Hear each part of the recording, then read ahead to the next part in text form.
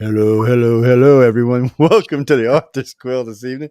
I hope everyone's having a great afternoon, especially if you're United States and you're not in one of them crazy countries that are getting bombed or blown up or some other hostile Joe, shit. this is a book show. It's a book I'm show. just saying, books, not you should bombs, be yeah. grateful that you're here in the quiet, peaceful, relaxing atmosphere.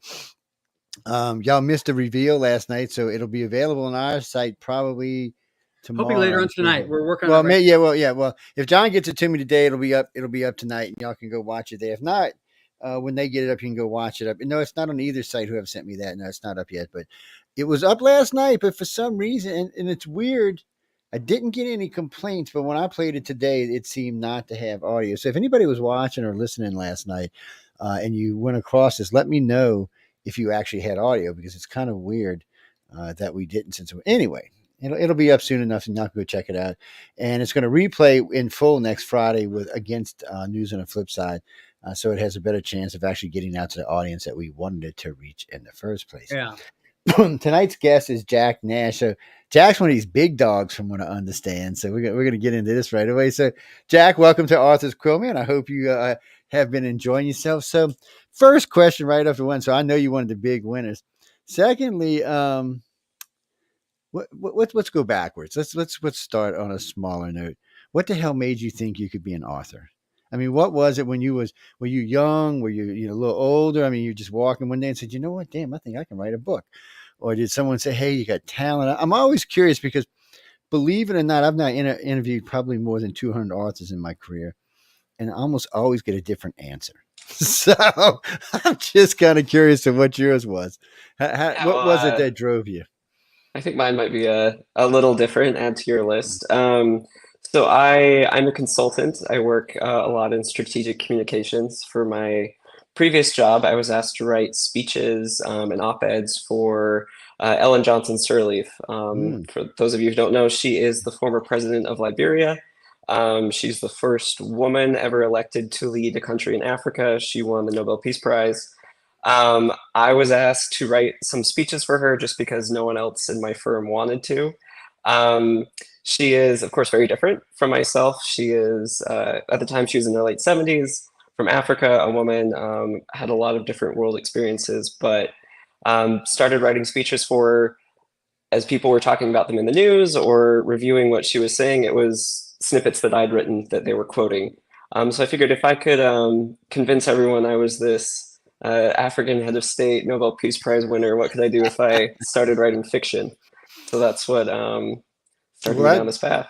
Well, that's a damn interesting way to get. First off, congrats on the gig. I mean, story too. Yeah, I mean that's a pretty nice gig. I mean, whether somebody else want to do it or not, I mean, that's somebody that's actually contributing to the world. So big hands up to you there. And still, and it's nice to see that it drove you into this direction. So, what is it? So what's your genre? What is your favorite genre to write about? Is it?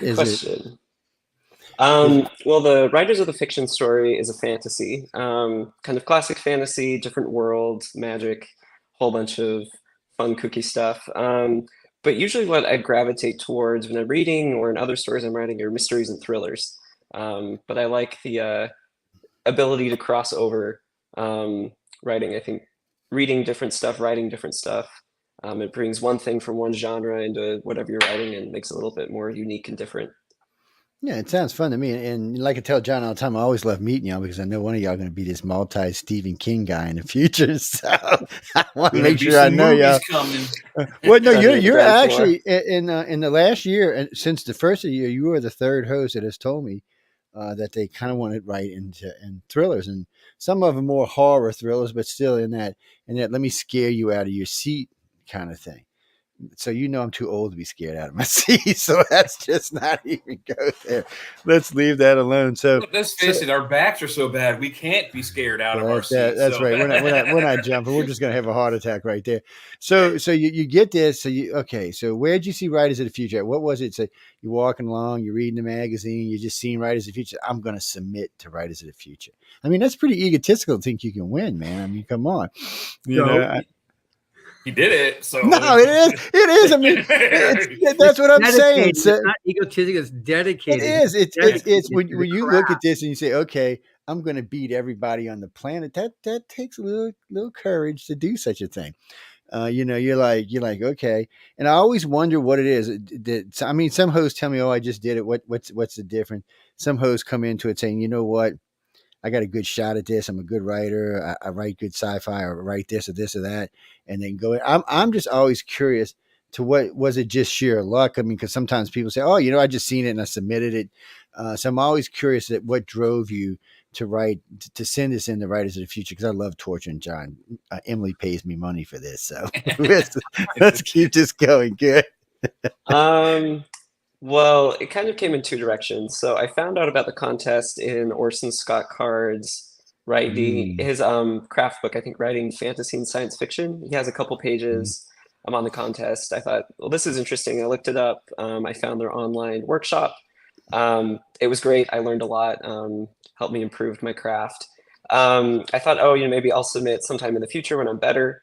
But then one of my stories was accepted to the magazine of Fantasy and Science Fiction. Which was a big surprise for me. I didn't think that would happen for quite a few years. So I thought, well, if I got accepted into that magazine, I should probably try out Writers of the Future. And so I started submitting there. This was my third quarter submitting, and happy that someone liked what I was throwing in. Yeah, so am I. Well, I can't wait to read your stories. I don't see. John will send me the book sooner or later, and I'll get it and I'll read it. So I'll read it. So I'll be familiar with all your stories on the way there. So title a story, and then look, you can only give me 2 reasons I'm going to be reading this. I only want to hear a little tidbit, because I got to watch you authors. Sometimes I'll get a little carried away and just start talking. I'm like, no, stop.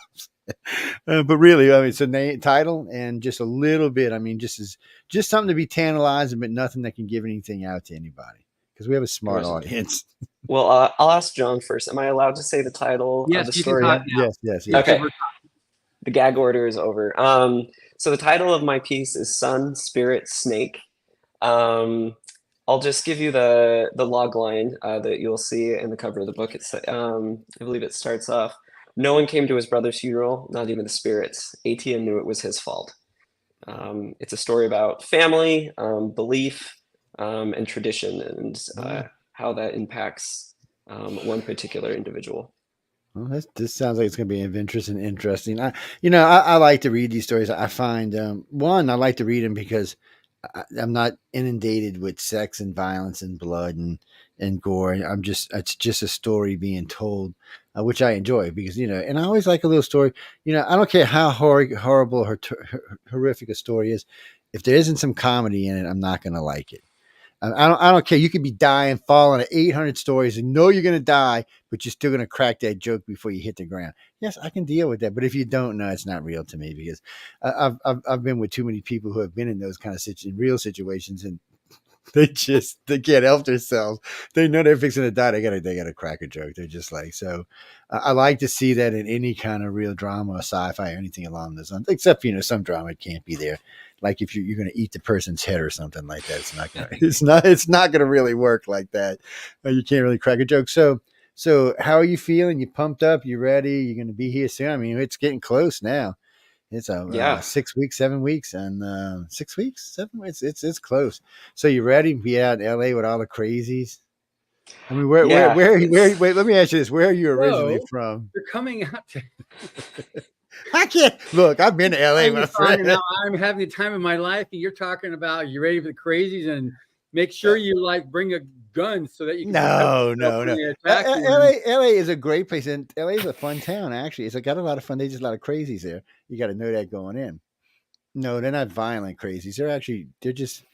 There's just some very strange and unique. Let's just say yes. Let's just say that. Question: what's he looking forward to coming out here?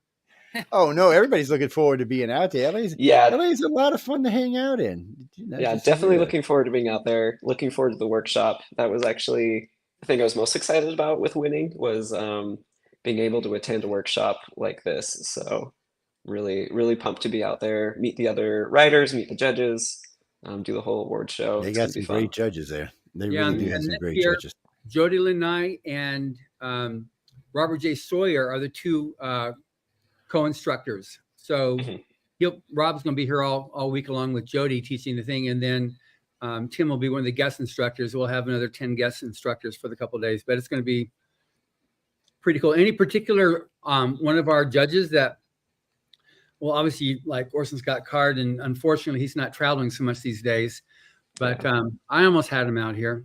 He was so close, so close. But anybody else that you're looking forward to seeing? I don't know if she'll be out this year, but Nandi Okorafor. Yeah, she's coming. Awesome. Yeah, really excited to meet her. I read her book, Noor. She's just absolutely amazing with the Afrofuturism genre. Yeah. I lived in Africa for a time. I really enjoyed African literature. And what she's doing is really taking from that tradition, merging it with science fiction in a way that's just absolutely wonderful. So I'm really excited to meet her. I'm sure she'll enjoy meeting you too then. Hope so. Yeah, I mean, she was in volume 19 that she was published in.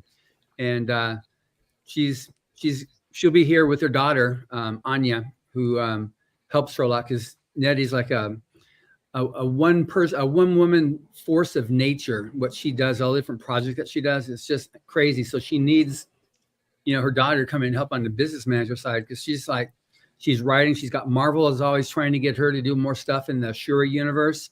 And then she's got her Binti and the Windseeker, and there's another series. And then last year, she closed a 7-figure book deal, which she's almost done writing. And she'll be a guest on my podcast next spring to announce that book, because it's going to be, we'll be able to get a lot of also listeners there in Africa, because the Rise of Future podcast and this show here just reaches all over the world. So that'll be good. But yeah, she's an amazing woman.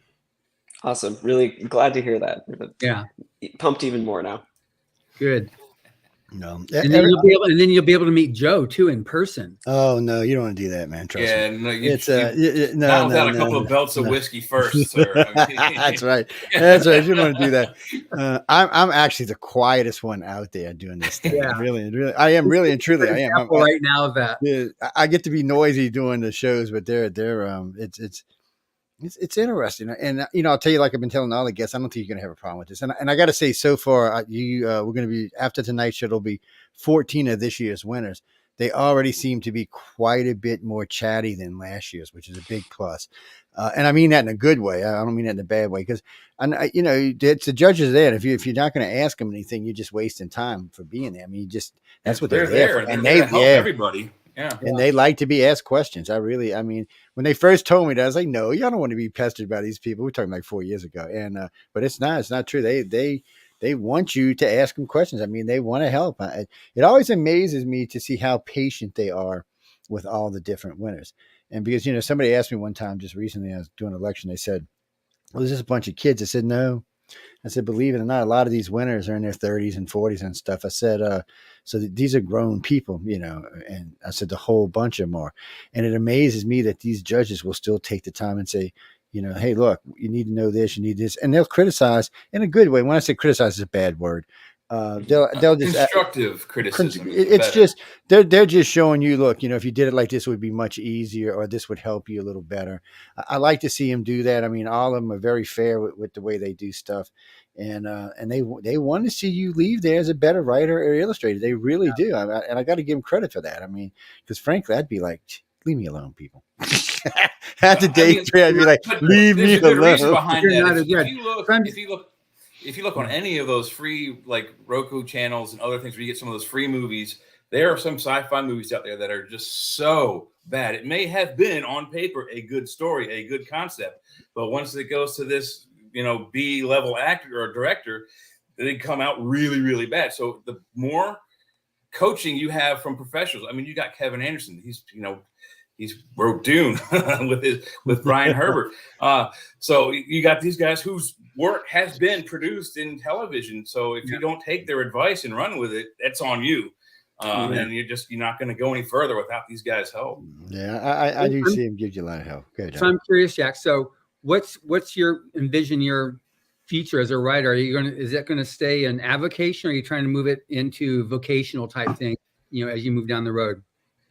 That's a great question. I think everyone dreams of doing it full time. That's definitely something I aim for. Anytime I do something or tackle a new skill, I aim to do it the absolute best I absolutely possibly can, and can't do anything second best. At the same time, I have my own career in consulting, which I do enjoy, but I want to make this a part of my life going forward as much as I can. And if it ends up taking over my primary career, awesome. If it ends up just kind of being something I do part-time, that's great too. It just depends how well the stories sell going forward. Ashley, we see you, Danny. It's going to be about 5 minutes, but go ahead, John.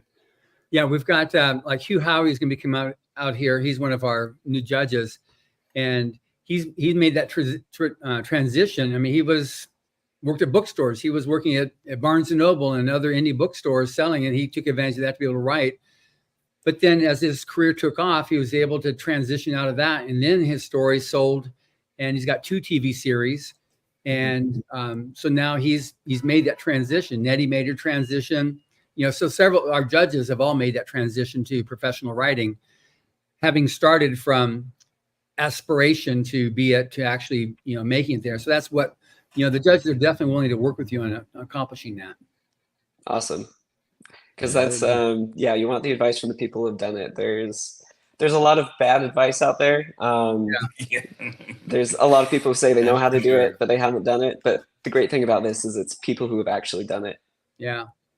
Were you there last night on the release, the cover release? Yeah, I was. Mm-hmm. Yeah. Okay, good. Yeah. So we hit 3 #1 best on Amazon so far. We've hit 3 different bestseller lists with that as soon as we did that. So that's pretty exciting.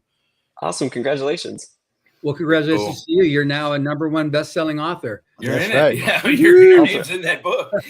I'll throw that in my bio. That's right. That's an advantage of Rise and Feature. We can pretty much guarantee that now every year that you can say that you're a best-selling author. Now we got 3 #1 bestseller lists, which I just posted on my Facebook page a couple hours ago.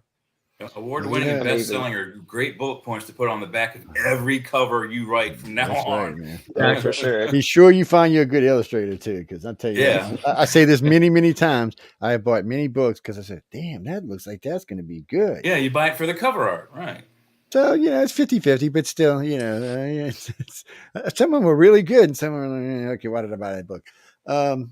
But I know we got to get out of here because I see we all have Ashley's in the queue with us, and I can't wait to see you out there. We'll get to get into the story a little bit more when we meet next time and talk a little bit. We still don't want to give the whole story away, but we get a little bit more in depth next time we're out there. Do you have a Facebook page or anything, or our web page that people can get to know you even better? Yeah, I've got a website. It's jacknashstories.com. And then you can find me on formerly Twitter, X, whatever it is now. Whatever it is. J Nash Stories. That's a Y. It's a blue letter or something, or X. Or whatever. It's X, but you still type twitter.com into the search. I don't know. It's very confusing. The main name. Yep. I think Elon needs to put one of them neurochips in his head. Maybe he can straighten this out. So it's Jack Nash Writer, you said? jacknashstories.com. And Twitter, J Nash Stories. Okay.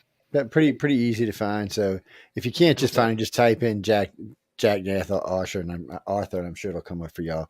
I love easy names, by the way. I'm just saying. I'm being honest about it. But we got to let you go. I appreciate you coming in. We have actually Ashley Cassaday joining us in just a second here. Who's actually an illustrator, I believe. So we're going to drop her in here. You can hang out with us if you want to, because we don't mind.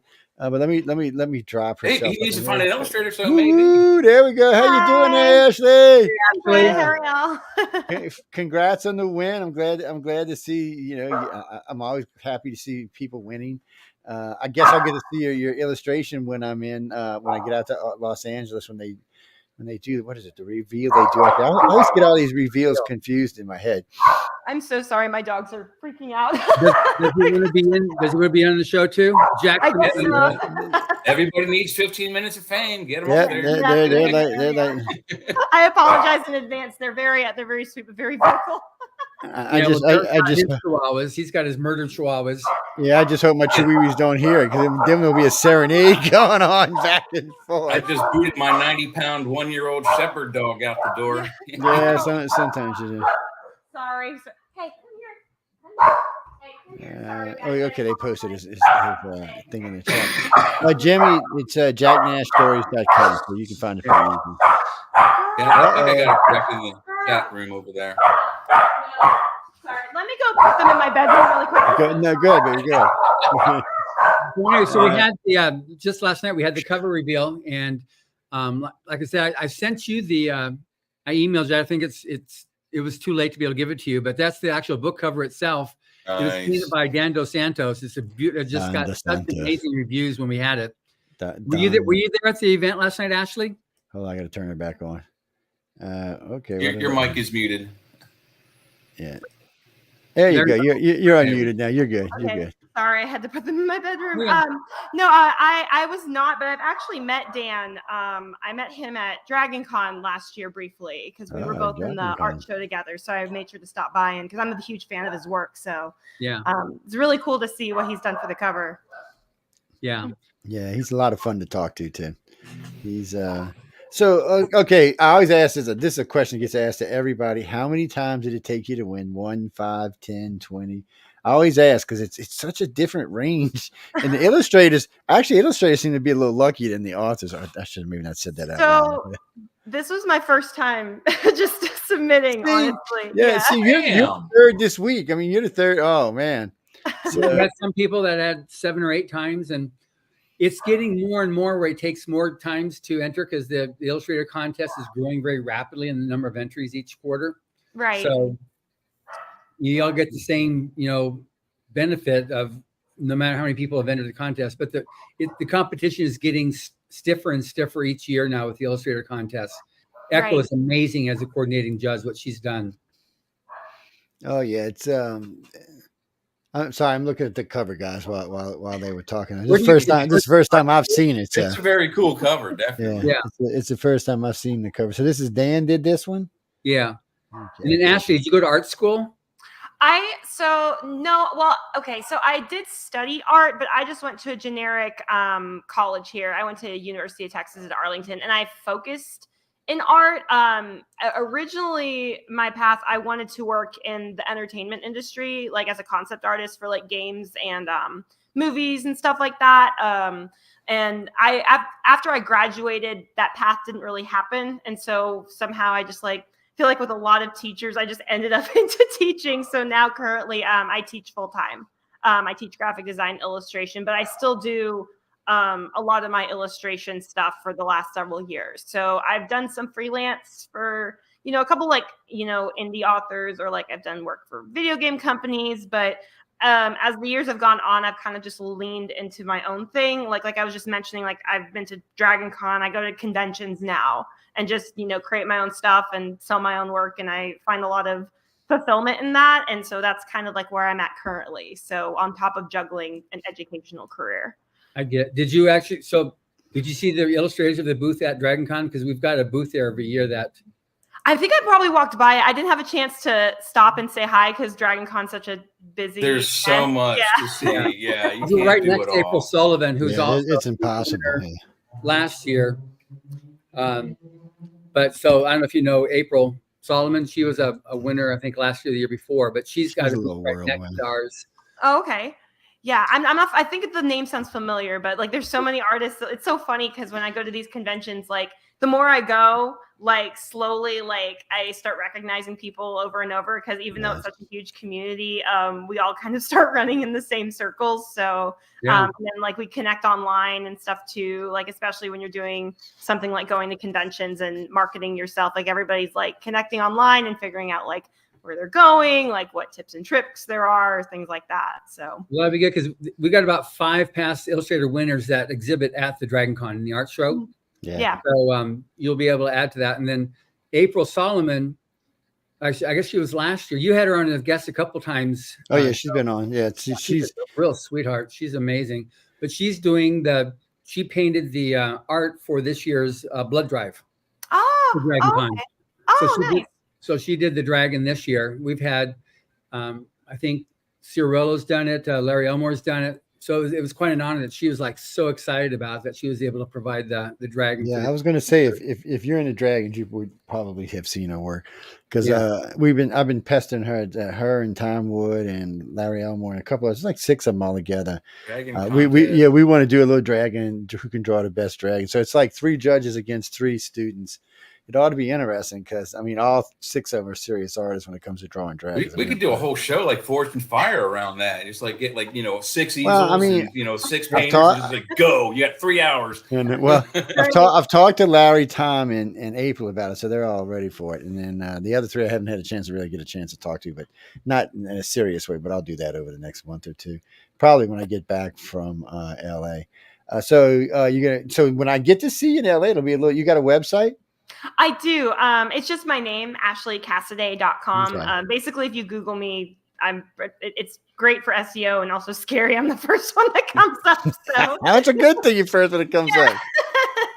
I just joke though because like I teach high school and like how high schoolers are. They're like, who's my teacher? And so it's so funny.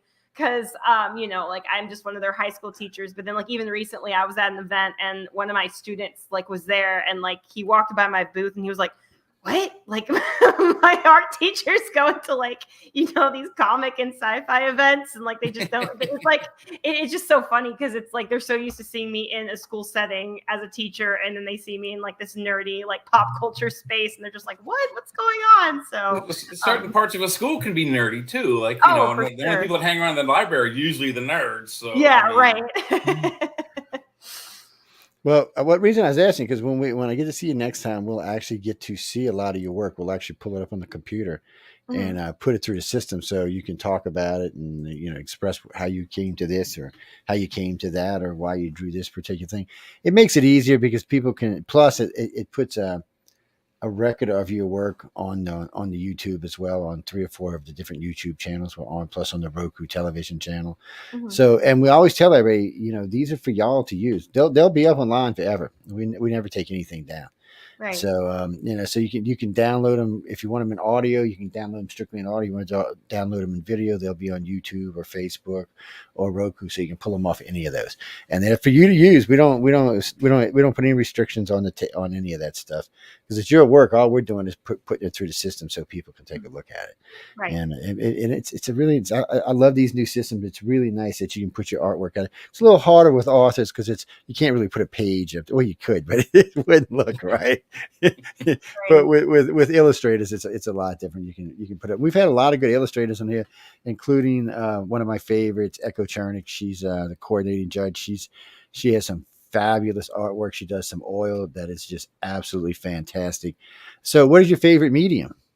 I primarily use digital now. So, yeah, well, when I was in high school, I did do traditional and like, I've dabbled in like acrylics and stuff like that. But I think probably with the decision on the industry at the time I wanted to go into, which was, gaming concept art, a lot of that transcended into digital. And so, and that's kind of like what, I've learned to use. And I actually enjoy digital just because it's a lot less messy, but I can see that. There's less fumes too. Right. Well, and it's also so versatile, just because, even though I work digitally, I still treat my process as traditionally as possible. Like if anybody's familiar with Photoshop, we have layers and stuff like that, but I try to work with as few layers as possible. I still look at oil painters, like, for inspiration and whatnot, because I still like the idea of like blending and painting. And I try to incorporate that into my pieces a lot. Like, so for example, when I'm at shows, people always think my work is traditional. And I'm like, no, it's digital. I just like, I just try to take those techniques and put them into there. Cause that's, and like, again, like I'm a fan of like, Baroque, Renaissance paintings, like that kind of feel with that. So having like a traditional mindset while working digital allows me to kind of like, have some fun with it. But also I have like the versatility of like, if I make a mistake, I can save my work or go back, See, you're very good with faces. That's a plus. Sorry, yeah. I'm on your page actually. Yeah, I'm just looking at your art that's going to be in volume 40, and so I'm looking at that. So that's minimal number of layers then that you've created with that. Usually, yeah. I mean, I still work with layers, but I try not to be super dependent. Like I have, like, I know some artists, they'll be like, I use like 500 layers, or I'm like, that is not me. Usually the way I do it is I'll work with a couple layers, and then once I get to a point where I feel like is a good like milestone, I'll smash it all down, and then I'll work on top of that, and then once I like that, it's like a rinse and repeat process. So I still have the same way you'd make a painting. You build from the background to the middle ground to the foreground, and each time you put a vapor barrier between each layer, so it gives depth. Otherwise, you're just looking at a postcard. It's just so flat. You might as well be a pencil drawing. Right. And like that's the other thing too, so that way with the layers I can have the versatility of like certain effects. Like if I want to add more highlights, I can use like an overlay layer, or like actually one thing I do too that's kind of similar to oil painters is whenever I start a painting, I always usually start in black and white to get my values down. And so like oil painters, they do something similar where they do glazing, where they start in black and white and then they use very diluted pigments to start incorporating color in. And so that's kind of my process as well. So I can layer the color in there, but also too, there's that digital aspect where I can manipulate that to my will. So I usually try to, and the reason why I start with black and white first is because I really try to get all the answers for a painting laid out, whether that's like the composition or like, is the character, the main focus or something else. And then I can expand on from there because like, and this is my teacher side showing a little bit, but like I tell my students this a lot is that if your values, like your black and white values are not good in a painting, doesn't matter what colors you use, it's going to be muddy. So it's very important to have as many questions answered before you get into the rendering process, as possible. So that way you don't get into problems midway through or get to a point where you can't fix things or it makes it harder to fix things. That painting you got there on the on my screen is on the right side where you've got that a very real background, and then you've got that person's that's like translucent. Mm-hmm. Is that like one of your? Because I've seen multiple images here that Joe's been scrolling through. Is that one of your trademark things that you do? Which one? The one on the right there? Yeah, where there's the girl the fairy, wherever she is, she looks more translucent and everything else looks more substantial. Oh, yeah, that is probably, so that piece is probably my flagship piece for my last couple years. So, pre-2020, I went to a workshop and it was all about exploring artistic independence and kind of doing your own thing. And so that piece was one that it's based off Hades and Persephone, the Greek myth. And so originally it was going to be just Hades and Persephone together, but then I decided to do a triptych series, and that piece definitely is something that kind of broke me out of this artistic monotony that I had. Like, for example, like I said, I did freelance. I was doing a lot of freelance at the time. I was working. I was just doing art for like the goal of just creating for, to get a job with companies or whatnot. Yeah. And then that piece was something that I truly enjoyed.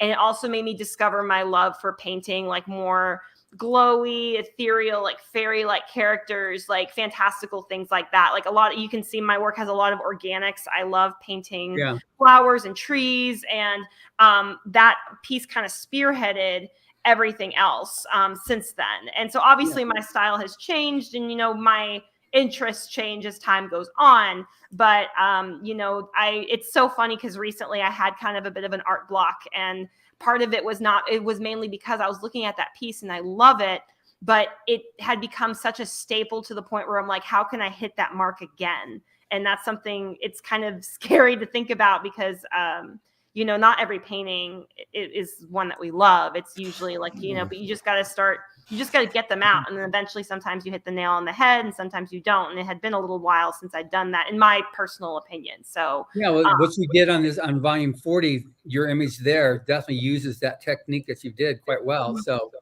it's very unique. I haven't seen that before. That's why I was curious if that's a trademark for Ashley. Yeah, I love, like I said, I love playing with like I mentioned, like looking at Baroque, or high, like the term is like chiaroscuro, like high contrast paintings, from like the Renaissance and stuff. And so that's kind of something I like to play with in my work. So that goes back into working with the values. Like I love high contrast stuff. And also with her being so glowy, it's like, how can I make that work with a high contrast background, but also incorporating the elements that I want to? And, I could go on and on, but no, that was great what you did there. That was awesome. Yeah. How are you inputting the figures and things? And are you just drawing in the computer with a pen, or do you start with a sketch on a paper and then scan it in? How are you? It's all digital, so it's all hand drawn. So like I usually like, you know, I'll just open up a file and just start sketching and build from there. Like usually I try to sketch really loosely or small. And now, then, when you say hand drawn, that's definition 2. Definition 1 for some of us is like you have a pencil and a piece of paper and you sketch. You say hand drawn, and a big eraser for all the mistakes you make. Yeah, right. You've got a tablet. Well, and like I mean, like I have it right here. It's like it's a pen, but it's just it's a stylus. It has an eraser on it too. It's just all on the computer. And you know, I usually like to clarify that too, because especially there's so many different ways to do. Yeah, I was going to say with the art programs, you can do something like I cannot draw. I went to art school. I failed intro to painting, and I can actually paint. I'm very good at painting. But they made me, I was there for video class. So they made me take all these drawing classes. And when I got to life drawing, you have to draw the human figure. I just couldn't do it. So I substituted architectural drawing, which I excel at. But most artists, when they draw a figure, they start with simple shapes like an oval and a trapezoid for the body. But some of these art programs, you can go up and you can grab like differently shaped nibs that it can make shapes that you pick a color and it makes like an arm. Are you doing it that way? Or are you also hand drawing in all the muscle stuff? Because there's so many shortcuts you can do. And then after you put the basic big, blocky things in, you go back and clean it up, which I think takes more time. Right. I hand draw everything, but like some stuff is, I mean, hands down, I love drawing people. I love drawing characters. I think there's so much beauty that you can have in the human figure. I especially love female figures, as you can see, because there's just like, and not in like, it's just all different sizes because the curvature and the way that the muscles move. Like actually, like one of my other favorite things too is not just looking at Renaissance or Baroque paintings. I love looking at like Baroque sculptures, like Bernini, and like just seeing how like the body contorts. And so obviously that stuff can be pretty difficult to do just straight from the head, so sometimes I'm able to hit it pretty well, like from imagination, or sometimes I get reference. Like I'll either like I literally have like a little tripod to put my phone on, and I'll take photo reference of myself, or I'll take photo reference of someone else and bring that. You got a school full of kids. Yeah. You got a whole bunch of them. And then another suggestion I can have for you, especially for me, like I said, drawing human form is like impossible. But to get the musculature right, you're doing very well. It might be a good idea, if you haven't heard of Frank M. Netter, to check out his work. He did mostly medical illustration. Like when you go to the doctor's office, you see those posters. If it's an ear, nose, and throat doctor, they have ear, nose, and throat, and then all the inner workings. He did that kind of work. So it helps an artist to know what's underneath the skin. To draw a muscle is pretty easy, but to draw how it looks under the skin, on top, and the different ways you ripple and move, like you're saying, if you study that kind of stuff, I think you make yourself a better and better artist. Right. And that's another thing I tell my students a lot, like, especially like, and I understand where they're coming from because I was a closed-minded high school or college student at one point too. But, when they tell me like, oh, I hate biology, I'm like, but they love art. And I'm like, well, biology is part of art. Like they're kind of interlocked. Yeah, well, absolutely. And it's just so funny too, because you say you like architectural. Like if you ask me to paint like a spaceship, forget it. Like I can like it's just the way I work. Like robots are like, I mean, obviously you can see I lean more fantasy based, like from a concept artist perspective, like for fantasy is also always usually more organic, and then sci-fi usually tends to lean more geometric, and structural, mechanical and geometric. Yeah. Yes. Yeah, I agree totally. Yeah. Yeah, so, I agree with you on all of those points. My medium was, when I went to school, was electronic, was video, and I have when I graduated, the school called us up years later and said, "Oh, by the way, we made you take so many classes of art history, and you elected to take so many classes of photography. You now have minors in both." So I'm like, woohoo! But I excelled at the mechanical stuff. I mean, people have told me my still lifes are extremely lifeless, and you want to hear that because oranges don't run around on a painting. But the human form, roundness, that soft stuff, landscapes, I got trees, I got building, nail it. Human form, I don't. It's how do you get around it? Because I can't do it. It's so hard. But is there a block to get past? It's so funny. One of the big things about drawing people, and this came from someone else I heard, and I can't remember who it was, but I think we get really picky about drawing people is because there's a very specific way people are structured. Like we see people in real life, like even when it comes down to like the symmetry of the face, you know? Mm-hmm. And so, you know, like with a tree, you can just draw a tree and it cannot be from real life, but you know, you can make it as organic or twisted as you want. Nobody's really going to know the difference. But if you draw a person and the arms are too long or the legs are too short or the face structure's off, we're going to notice that because we as people subconsciously know how humans look in real life, unless there is something, you know, deformed about them or something like that. And so when we have that mindset of how a human should look, when we see something that doesn't look quite right, it goes into that uncanny valley kind of deal. And so people feel a little bit unsettled with looking at it because it's like, okay, even if it's stylistic, you know, like even like I remember seeing a cover for a comic and there was a female figure on the front and she was beautifully illustrated.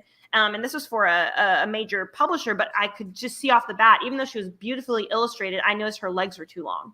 You know, and it's like, it's again, one of those things, mindsets of like, oh, anatomically, even if someone doesn't know how to draw anatomy, we as humans know how anatomy should look. And so obviously you have to be a little bit more, you have to study it a little bit longer and understand those structural things. And that's why also too, it's important, you know, even if you want to be like a stylized cartoonist that does stuff for Disney or like something like that, you still have to understand how realistic anatomy works because it's really important to understand the complex stuff and learn that first and then go back and simplify it rather than start simply and add on, because again, it's those foundational things. It's like building a house. If you don't understand how the foundation of the house is built, where the structure comes from, doesn't matter how many windows or, you know, what kind of roof you put on top of it, it's still not going to look quite right or be built quite right.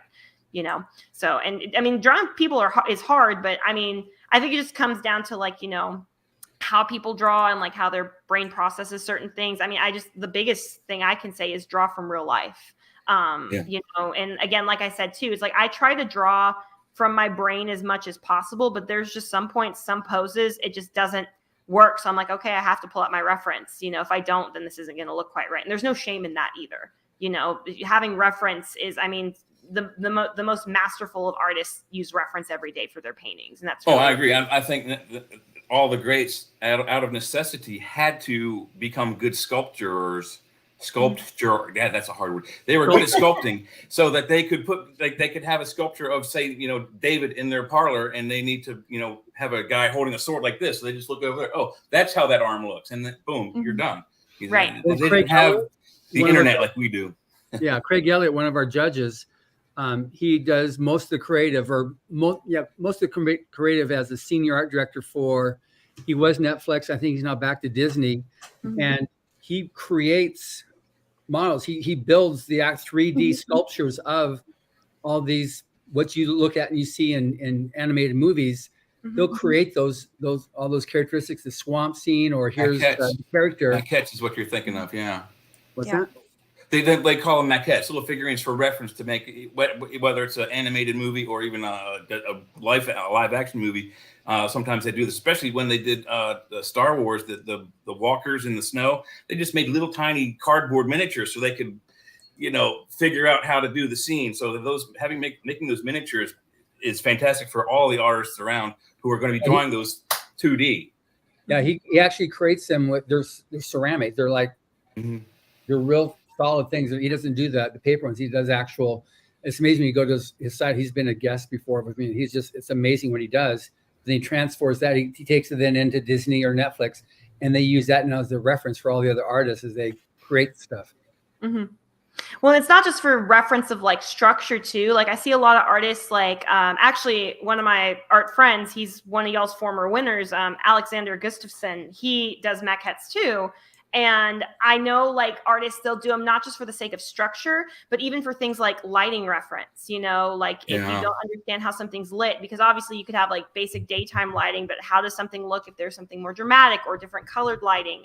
There's another artist I know, she bought like a lamp that changes colors. And she's like, this is perfect for me to use. Like if I need to have a face lit up in blue light or red light, like there's so many pieces to it. Like I just like having those.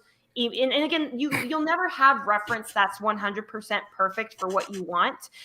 It's more so just also too, like you just, again, getting that foundation down And once you have that foundation down, you can manipulate it as much as you want. Like what I'll do too is I'll take like, like let's say I have a certain pose that I want, like I'll take a photo of myself in that pose, but maybe I don't like the hand in that position. I'll take a separate photo of my hand. And that's the beauty of digital too. I'll mash them together to where it's proportionally right and it works, so it's just really, again, answering those unanswered questions so that when you go into it, because it's actually kind of funny because it's I love coming up with ideas, but it's my least favorite part of the process because it's so laborious. Like my favorite part is once I get to the rendering, when I can play with that lighting and do all the little details, because that's when my brain turns off. And so it's just, but still, it's so important for me to do that stuff in the beginning, even if it's a lot of mental labor. So that way, again, I don't have so much trouble halfway through a painting, or I just look at it later and I'm like, oh, I totally missed this, Right. I'm just glad you got talent. That's all. I mean, if you see my art, you'd be like, oh my God, let's just not even go there. I was thinking when I was going through looking at your website, because I went through quite a lot of it. There's a gaming company down here that's always looking for illustrators and authors and programmers, because they came down here about, it's been about 7 years now. And they start everybody at the same rate, $100,000 a year to start and pay. And then they let you go from there and improve what you can do. I can't remember his name. He's a really famous guy, and I never can remember this guy's name. But he decided to put it down here. Well, they got what they call Silicon Valley down here. I'm sorry, Silicon Bayou down here. I'm sorry. and so that's what they call it. It's hidden back in the swamp, and they have a lot of techies up in there. For some reason, I guess they wanted to be in the swamp. I'm not sure. They sing into the alligators. I don't know what it's about, but you're gonna love her art then, Joe, in volume 40. Yeah. So anyway, I mean, we when we see you next time, we'll be talking about, a lot of stuff we were looking at tonight. Yeah. Cause a lot of people got to see your art while we were talking tonight. I even put the store up in case somebody wanted to buy something, since it was there, I figured why not, well, hey, look, it was there. I figured why not put it up. It's just, and so, I mean, you ready for Los Angeles? You ready? Yeah. Well, so here's the sad news. I will not be able to make it to Los Angeles, unfortunately. Oh no! I know. Oh, come on! I know. I'm very sad I can't, but it's just part of teaching. So in Texas, during that time, we have unfortunately standardized testing, and so they need to we usually we're pretty flexible with travel, but during that time, they need all teachers on deck because they're they need proctors. Yeah, it's your Black Friday. Wait, so you teach high school in Texas is what you're telling me, right? Yeah. Oh my God, you're going to heaven for sure. And don't forget, the teenagers in Texas are bigger. So they are, but it's a tough job, and again, it's that. I bet you it is. Yeah, I got a lot of stressful but rewarding job. I would hope. It is because for every sad instance I have, because I will say education is hard, especially right now, but there are kids that do brighten my day. I have to remind myself, for every for the instances where days are hard, there are as many that are good. And so I have to focus on those kids. And I have, students when they discover what I do too, I tell them every day, I'm look, there's I've been in their shoes, they're more reserved and they don't know what to do. And so I'm look, there's steps that you can take to this. And I think part of it too, I'm still kind of in a weird navigational place with my career, but I do enjoy teaching them the things that a lot of art teachers don't really have the experience in. Like I said, I've worked in video game companies. I've worked for publishing, even if it's small freelance, I have that experience. Those are the things I love teaching kids because it's those soft skills and those working with an art director skills that you don't really get, usually in those spaces. And so I like sharing that with them. And then again, too, the cases, like I said, going to conventions and stuff, I just I show them there's no such thing as a starving artist. There's just the right way to do it. And so it's nice to implement into that into them early because, when I was in high school and I told my parents I wanted to be an artist, I'm sure they had a heart attack. There were probably a few gasps in the room. Yeah. Yeah. And luckily they're very supportive, but it's a weird scape right now for illustrators with a lot of stuff going on, with AI and all this stuff. But I'm still a believer that if you just keep creating and the right way to do it, I think we're going to be okay. It's just, like I said, you got to focus on the good rather than the bad. And I try to teach that to my high schoolers every single day. You know? That's good. So Now we're going to be at DragonCon again. So we always have a thing where we have a book signing at our booth because they give us extra space for the winners. Mhm. So I know even if you have your space there in the art show, which is a block and a half away from the mart where we're going to be, where we're set up there with all the other exhibitors. Mhm. We'll have a time where you can come over and you'll be able to meet your fellow winners as well, because a lot of them will be coming to DragonCon. Mhm. And we're able to get pro badges for all the winners for the year. So you'll be able to meet several other ones that are able to come to DragonCon. And maybe Alex sometimes keeps on trying to come down to Gustafson, likes to come down. Mhm. And, so we'll still put the invite again there for him. I'm coming. And a week or so before he says, I can't make it. Yeah.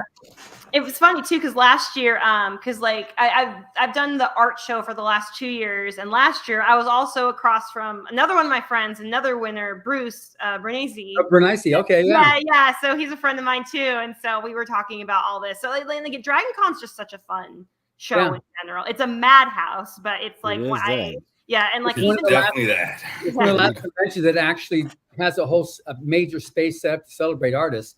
All the other conventions, they kind of like lost out that the art show. So the competition to get in there is pretty stiff. Yeah. You know, to be able to get in there to the art show. They make it big. It's the biggest one in science fiction. Yeah. Besides the actual Gen Con, something like that, which is geared towards the artists. Mhm. Jimmy, if you're going to DragonCon, you better get your butt in shape, is all I got to tell you. Look, if you're going to stay at one building, it's no. So I can't stay in one building. So I stayed at the Marriott I stayed at the Hilton last time. And so it's up the hill, down the hill, up the hill, down the hill. You know, I'm an old guy, up the hill. I'm like, man, there's a golf cart around here. Up the hill again. I was like, come on. At least you didn't do that in a Darth Vader costume. Come on. Man. Oh, I know. That's what I was thinking. I mean, I was in jeans and a dress shirt is all I was in. But, and if you're in those hotels past like 8:30 p.m., 9 p.m., it's like, oh, that's when it really gets like. That's when the hootenanny begins. Yeah. It's funny.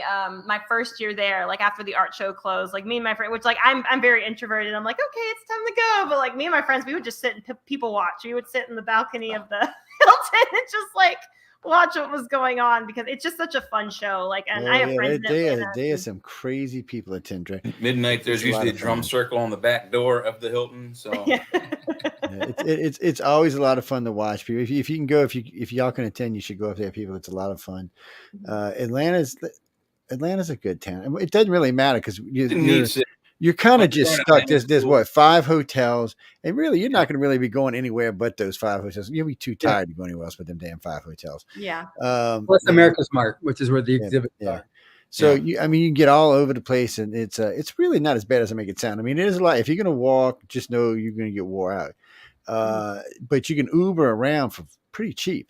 Yeah. And the Uber people, most of them know their way around pretty good. So the first year when I didn't Uber around, I just walked. Second year I said, So I said, I just put it to Uber on my phone, push. Man, they were like, I turned around, the Uber guys are sitting right next to me. I'm like, all right, where you going? Over there? Okay, let's go. 2 minutes later, I said, I like this. This is going to work out really good. And it didn't cost a lot of money. It was like $2-3. Yeah.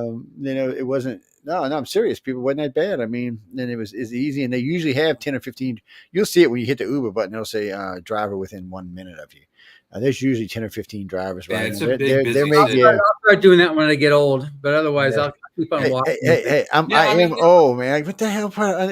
Anyway, we got to let introvert. But anyway, so Pat Henry, the owner of DragonCon, he's going to be doing a special presentation this year at the Writers of the Future Gala. He's interesting. He's an interesting character in himself. But we got to let you go, because I see we have our next guest is patiently waiting to join the rest of us crazy people up here. May is sitting all peacefully quiet down there, like, oh my God, what did I get myself into? But Ashley, I love your art. I'm so sorry I'm not going to be able to see you, but I look forward to meeting you then at DragonCon. I am too, but I appreciate again, I'm very thankful and grateful for the opportunity and stuff like that. And again, like you said, there's Dragon Con, there's other instances, where hopefully I'll be crossing paths with y'all. So hopefully that, especially Dragon Con, hopefully that becomes the case. So well, I usually come up to torture John at Dragon Con. So if you're up there, we'll have to do an interview. He shows up for the booze. Don't let him fool you. And we also exhibit at Tampa Comic Con too. Oh, okay. Yeah. Okay. Yeah. If you can make it there, we can also get you a pro badge to get in. Yeah, they've got a great setup there. I mean, they really do. Bruce, anybody can go to Dragon Con. You just got to pay your fee and go. Yeah, it's not cheap, but you can get there. I think I paid anyway, it's like $126 or something. It's for 5 or how many days is it? 4 days. Anyway, it's worth the money. Sunday, Monday. Yeah, it's worth the money. I mean, it comes out to like $25 a day. If you cannot drive, if you get it early, the later you pay for a badge, the more expensive it gets, and at the door even more. So, but they are always usually available. Yeah, Joe will sell you one for $400, but that's it. That's it. Well, I'll sell you a good one for $400. I'll give you one of these special badges. Yeah, the counterfeit badge, but it'll get you through the door. Why does it say 2023 on it? No. That's before. We're time traveling badges. But really, people, if you can get up there, it's a lot of fun. I've been the last 2 years. It's a lot going on up there. It's always a lot of fun. There's always people everywhere. And yes, Bruce, they dress up like insane. It's worse than Mardi Gras. Mardi Gras people dress up insanely. No, the only real difference is down here they're naked. Down there they're not. But really and truly, everybody dresses up. Extreme difference. Well, so this girl got arrested because she kept touching this lady's leg because she wanted to feel her jeans, right? They were painted on jeans. They weren't real jeans. They looked real. Don't get me wrong. When you looked at them, they looked like real jeans, but they were not real jeans. And she kept reaching, and finally the woman just had enough and smacked her. I was like, oh my God, only in the city would this happen. But see, now you know what? Now, if you want to see some artists make some money, go see the ones that paint everybody down for Mardi Gras. They charge anywhere from $75 to $250 to paint somebody for Mardi Gras. Wow. And they're doing, they're nonstop. There's a line waiting to get painted. They have a competition television show like Project Runway with that stuff. They do. Yeah. Oh, wow. Really? Yeah, it's really neat stuff. They do. And I wouldn't know about that, but I'm glad you guys know about it and can tell us about it. Yes. Look, some it's things on TV. Some things. PG-13. No, that's right. It's PG-13. Well, not the stuff in the quarter. But it's not real bad. The stuff in the quarter is not PG-13. Stuff in the quarter is like probably XXX or something. But people, if you're under the age of 21 or under the age of 18, you don't need to see this stuff anyway. Yeah, don't go down there. Stay away from the French Quarter. But they do. It's insane how much. And it's not. They do it like 5 times a year because they do all kind of other festivals where everybody gets painted up. Because for some reason in the city, if you're completely painted, you can go completely naked. But if you're not, you're going to jail. Don't even ask. I have no idea how anybody gets away with this. Well, it's funny you say that because, like, during the height of the COVID thing, there were a couple of I don't know if they were on the internet or just being funny, but there were a couple of these idiot bloggers that did like airbrushed COVID masks, but it's airbrush, so there's no like cloth there. Yeah. So it's I'm sorry, you're gonna have to actually put a real mask on. Put a real one on.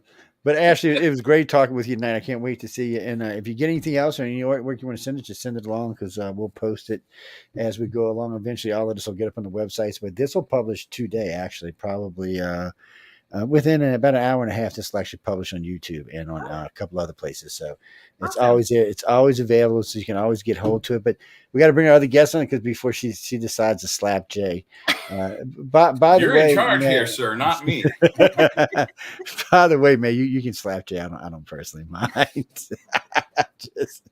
It's just one of those things, people.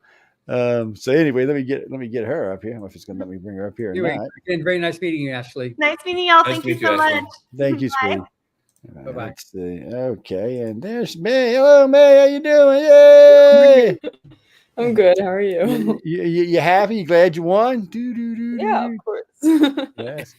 Well, hey, I never know. I always ask because somebody might go, "What? What do you mean? I won what? What am I doing here?" You're from China? My parents are. I was born. Yeah, in she's. You can kind of tell by the accent she's born in the U.S. It's I got a lot of friends from China and Japan. I'm questioning is because do you speak Chinese?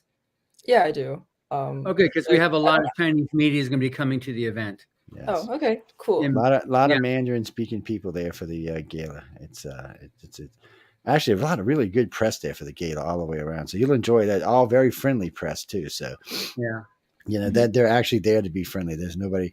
I can honestly tell you the whole time you're there, you're not going to experience any hostile or any mean press of any kind.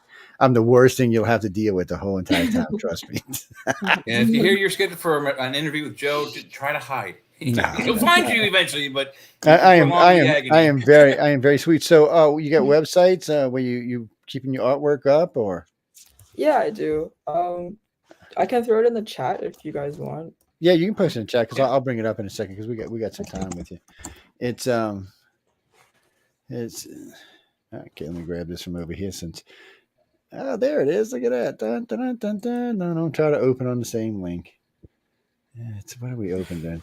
I just got to make sure where I'm at because if I'm on anything but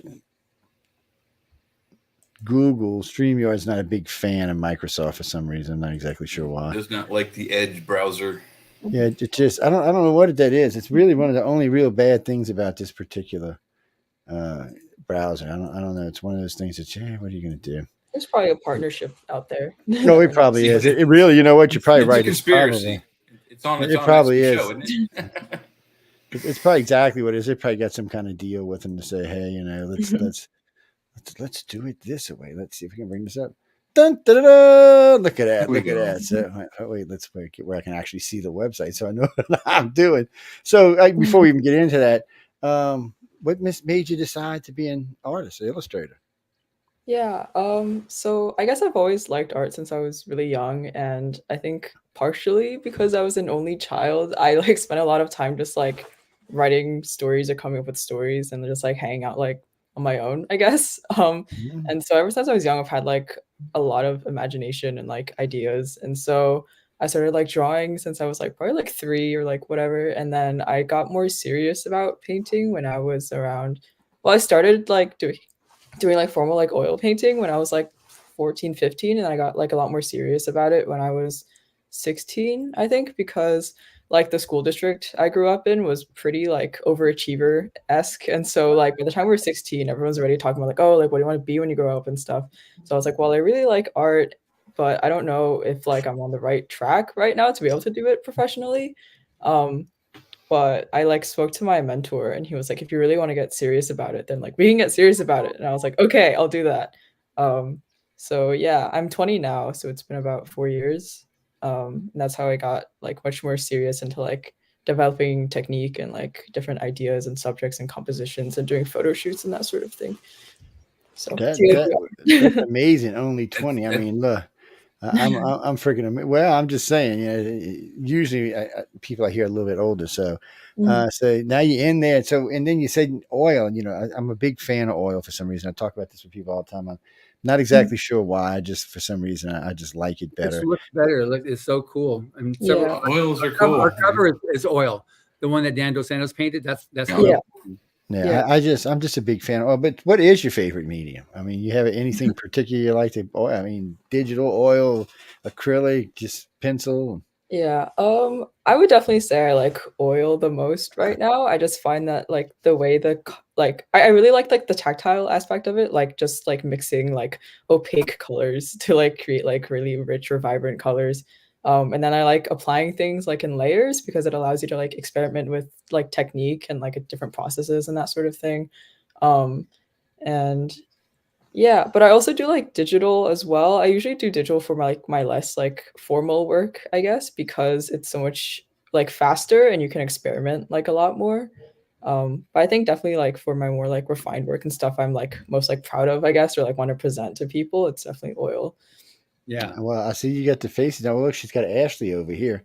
I'm just kidding. Ashley, if you're still listening, I'm just kidding. It's but you do. I mean, I'm looking at the faces. You have a really good command of faces. Of course, like I said, don't listen to me. I can't even draw stick men. So yeah. Well, if you heard earlier in the show, I was telling the other artist, Ashley, that I can't draw a human figure to save my life, but still life, I got him nailed to rights. Drawing an orange is real easy because they don't move too fast. I don't Yeah. Well, I always Well, appreciate a good artist. I mean, it's one of those Mhm. things. I was raised to appreciate art, and then I always like a good artist, and I always like someone who draws people for people. Well, what I mean is, I mean that how can I say this politely? That you really know that it's a real person you're looking at. Mhm. Not necessarily somebody from real life, but they look like they're from real life. I It's guess. called photorealism. Yeah, It's so really yeah. hard to achieve. And oil painting is about the best way you can do that, but you have to be real strong. And she's got those chops. I can tell already. Thank you. Yeah, You're it's a lot of welcome. practice. But you did say that you got your skill from being an only child and having a great imagination and just doing things on your own. That's how we learn things at the best, I think. And you shouldn't think badly of that situation. Have you ever heard of a man named Fred Rogers? I don't think so. Maybe. He had a little TV show you might have heard of called Mr. Rogers' Neighborhood. He was Yes. also an only child, and he created a lot of his stories that he brought to the TV show Mhm. as a child. He was alone until he was like, I think, 18, and his parents adopted a daughter when he was going to college. But he invented puppets and stories and like the trolley train that you see on his show. All that stuff in Mr. Rogers' Neighborhood, that came from his childhood, out of his mind. So keep that stuff. Don't think negative of any of that stuff. Oh, for sure. Yeah. Grab onto that stuff. Yeah, it's all good stuff. Keep it. Mhm. I just wish I could draw something besides a stick, man. I'm just telling y'all up front here. I'm just being upfront about it, man. Conclusion. That's about it. Yes, I'm just, I got a lot of talents and a lot of things. Art is not one of them.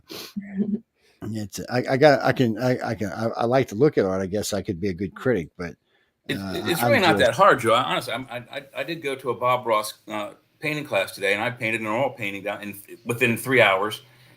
It's not dry; it's wet as hell. It's going to take a month to dry up, but it's not real hard. All you need is to know how to put the paint on the canvas, on the brushes, on the knives, and how to apply it. Once you do that, it's muscle memory and practice. So So you've been like, do you already have like a future job or future commission? Are you doing commissions, or are you gearing up towards working with other companies, or what's your game plan on what you're doing here? Yeah. So I'm planning on, I've done like a few like portrait commissions, and I've done like a book cover as well, but I'm definitely hoping to do like a lot more of that like in the future. But my most immediate plan is after I graduate college, or maybe potentially before, I'm hoping to do it as soon as possible. I'm planning on opening like an art school, and then like having that be like a base of like income, and then like because like that'll be like part-time. At the same time, I hope to like grow my own brand and then do like independent commissions and like do book covers and that sort of thing as well. So I'm trying to do both.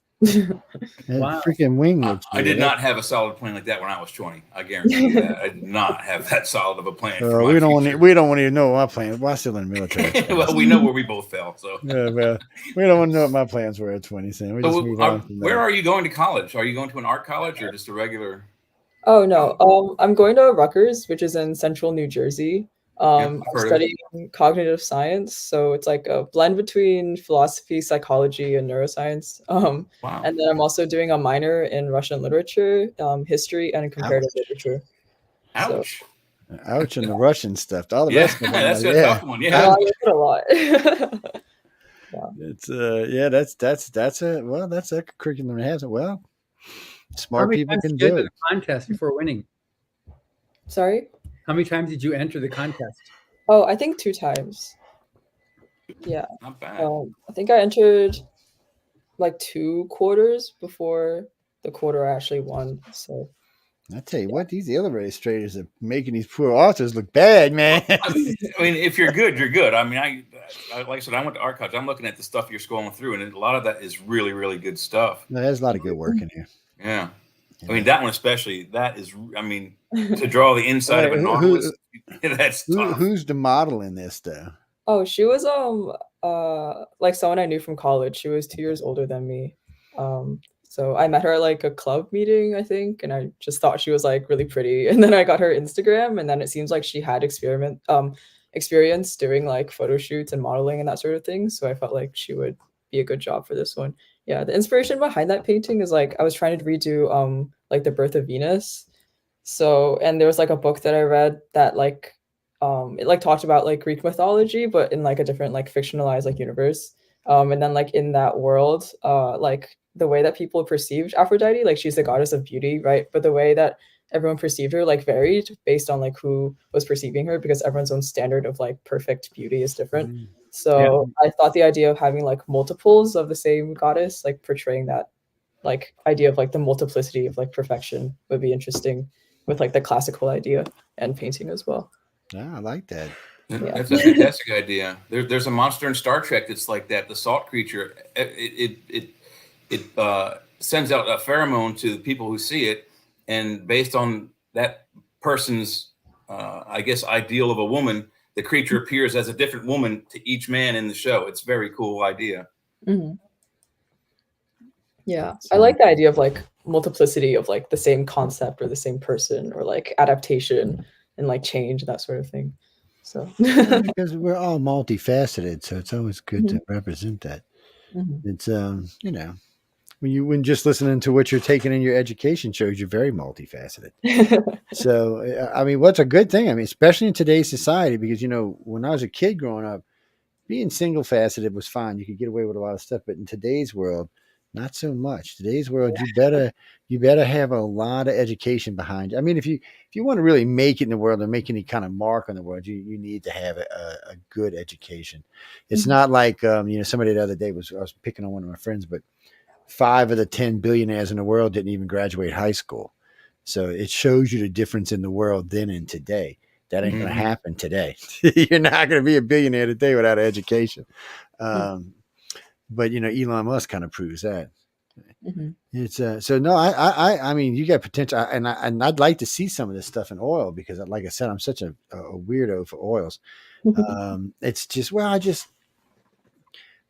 for me, I feel like an oil tells more of a story, and two, just the texture of it alone, because you know, when people are mixing colors or they're doing a particular thing, this paint may be just a tad bit more raised on this side over here.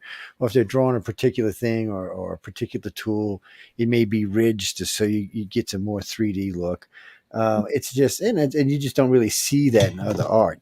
I mean, you do, but you don't. It's hard to explain, but you know, it's just, but it's a personal thing. I like all art anyway, so I'm not hating, but that's just my personal favorite for some reason. And I used to have a lot of oil in the house. Most of them have gotten sold now because they actually ended up worth some money. So let's just say they moved along. But we keep a lot. I mean, we have a lot of way our front living room is set up. We have 12-foot cathedral ceiling, so from floor to ceiling, plenty of gallery space. Yeah. But from floor to ceiling, it's 22 feet. So there's lots of places to put stuff and lots of room. And we have big, 46-inch pictures on the walls. Mostly just, basic art is what I'd call it. Fields, flowers, nothing, no complex scenes, I guess is what I'm saying. But very pretty. And So May, I'm curious. So do you paint, because Joe was just talking about big wall space. Do you on your paintings that you create, are they small or are they bigger? Or because I was surprised when I toured Frank Frazetta's home, which when it was turned into a museum. A lot of these paintings that you like, they're just amazing. They have such scope and dimension, but you look at them and they're like 10 by 12. It's like, yeah, no, mostly my paintings, I would say like on average are like 2 by 3 feet. So I like to work. Yeah, that's a nice painting. Yeah. Yeah. Large scale. Yeah. I like to be able to like get into the details. You did that Spider-Man? That's awesome. Thanks. Yeah, I really like that one. Yeah, that happens to be my favorite superhero, so I'm a little jaundiced on that one. Sorry. But yeah, that's awesome. Thanks. Yeah, it sold out at the first convention I went to for it, so it's cool. Yeah, if you're going to do a sci-fi convention, you're not going to go home with that. If you bring like 20 copies, they'll be gone in the first hour. Yeah. I had like a bunch in different sizes. And I had like a display version, and like they all got sold. I was like, okay, noted. Yeah, you know what to bring next time. Double up on the Spider-Man, lose the Hawkman. Yeah. So did you see the reveal last night, May? Yeah, I was there. It was really great. What did you think of the art? It was really cool. I don't think I had any expectations just because, you know, it was like a totally open prompt, but it was a really interesting image. I like that like the shapes were like very like simple, but I do like symmetry, like structural symmetry. And I always like a figure, as you can probably tell at this point, looking at my art. So I like that it was like narrative, but also a landscape, which I feel like is pretty hard to do. So yeah, I mean, he's the best of the best out there in terms of the cover artist, and he knows how to paint a painting specifically for a book cover. So he knows he's got to create space there for the title to go in and author and other copy in there. So he knows how to paint it, to lay it out like that too, which was really good. Yeah, it was really cool. There was like a huge turnout too. Interesting, because I haven't like, I think a few of the winners like from both illustration and writing have like emailed me, but I mean it's like 3 people out of like 80 in total, so it was cool. Yeah, and you'll see. I mean, obviously you meet everybody when you come out. Yeah, you do. Which would be great. I mean, everybody at Author Services and Rising Future is obviously very anxious to meet all the winners. But the judges, you know, definitely. Is there any particular judge or any person that you're looking forward to meeting more than others? I'm not sure. I feel like I haven't really spent time like perusing the roster of who's gonna show up. But I definitely will like once the event gets like a lot closer. Yeah. So. Yeah, you definitely sound like you've got a life you're living right now. Yeah, college is a lot.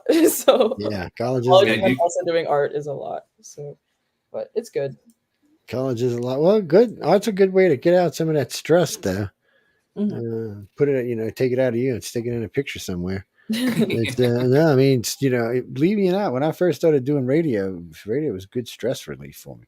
Now that I own the station, not so much, but back in the day, it was good stress release.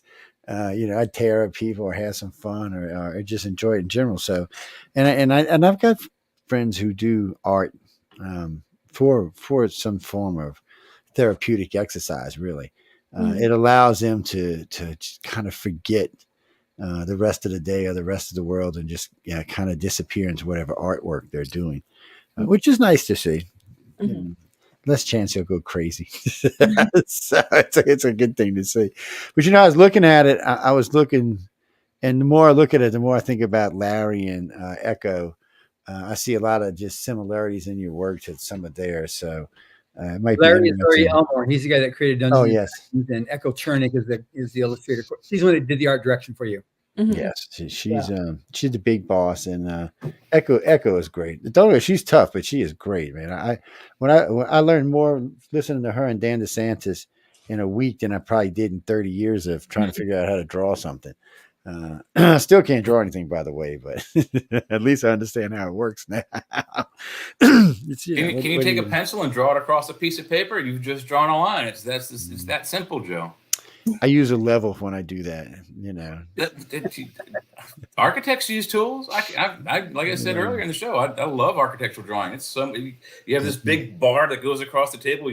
All your lines are always straight. And be honest with you, most lines we use chalk lines for, so we just pop a chalk line in there. If you got to cheat, you got to cheat. But as long as it's straight. I'm a contractor, man. It's tools that we use. You know, a friend of mine says, "Well, you're a painter." I said, "No, I'm not." He said, "Joe," he said, "You paint whole huge buildings. Technically, you're a painter. It's not the same thing." No, it's not really. But then, wait. The best part is my goofy son. He'll start making, you know, figures while we're painting. I was like, you know, you got to paint over that, right? It can't stay there. He'll do some graffiti. I was like, you know, we're going to paint right over that graffiti. And then, you know, but it is. I mean, it is acrylics, and I do. At least I understand, you know, how oil paint works and how acrylic paint and latexes all work. So at least when I'm listening to an artist, I have an understanding of what they're going through or how they're preparing things, and what's going to really change in the future. I was watching a guy. I was in Las Vegas, and he was doing what I would consider an oil, but he was doing it somehow or another. He thickened up the latex because he said he wanted to make sure this paint was going to live for 1,000 years. I said, dude, you do know? I said, there's oil paintings from way back in the day that are still here, right? He's like, yeah, but I said, whatever you want to. So he did get like the waves curled up and the white caps came over. He did a good job with it, but it just, when you touch it, it felt rubbery. I don't know how to explain it. So when you touch, like, when you touch an oil after it's dried, it's got a solid touch to it.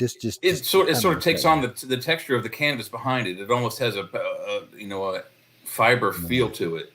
I know what you're talking about. It's weird, and it may be so that maybe the paint will be here in 1,000 years. I don't know why it's ugly as all hell, but still. So May, I've got a question. So when I've talked to several of our winners over the years, when all this education, and then you drop the bomb saying, "I want to be an artist when I grow up." What was their reaction? I kind of did that like 1 month ago. So, oh Lord! Oh man, I must have loved that. Yeah, it kind of just happened. I think, it's kind of. I guess I kind of did like a half measure because I told my mom I wanted to open a school after I graduated, or like right before I graduated, that sort of thing. And she got really worried about like insurance, because if you have like your own company, you have to like buy insurance for yourself all the time, so like a company guaranteeing it and that sort of thing. And I was like, well, like I also really like all the things I study, so maybe because like by the time I turn 26, I'll get off my parents' insurance. Like maybe when I'm 26, I'll like see where things are, and then maybe I'll go back to like grad school, and then I'll like also like do the school or something. So I wasn't like I'm gonna like 100,000% like just be an artist, because I do like other things, and I don't want to just like spend my life doing like one thing. So right. No, and you should. From personal experience, I mean, I've done many things, and trust me, I'm glad I have, because I've experienced many things. Go ahead, John. Let me cut you off. Yeah, so like, because I've just experienced before talking, especially in the girls specifically from the Middle East and from the Orient, when they say I'm going to be an artist or I want to do my art, that it's met with considerable opposition. So sometimes you're over here now more in America, so maybe that's made it a little bit more of an easier acceptance. But I know we had one winner a couple of years ago. She's doing really well now. She's at USC in school. She's, I think, a junior now. From not Iran, from but one of those countries there, which are very fundamentalist. And everybody was just kind of like, no, you have to be an engineer, you have to be a doctor. Even her teacher was saying, no, wouldn't give her any supplies to do her art with. And so she'd have to take, paper that she could scrounge and find pencils to do her art with. But she is so dedicated to it. But I was just curious, because it's unfortunate, but it's understandable, but it's also unfortunate too, because there's so much amazing art from the Orient that can be expressed, and there's the artistic, from the Middle East is just amazing. So I was just curious how that was with you. Yeah, it's pretty good. Like, since I was very young, I've always been able to like do art lessons and that sort of thing. Like, my mom has always supported me. And like, even like when my apprenticeship started, which was like pretty serious, it was like an extracurricular basically that I was doing like multiple times a week.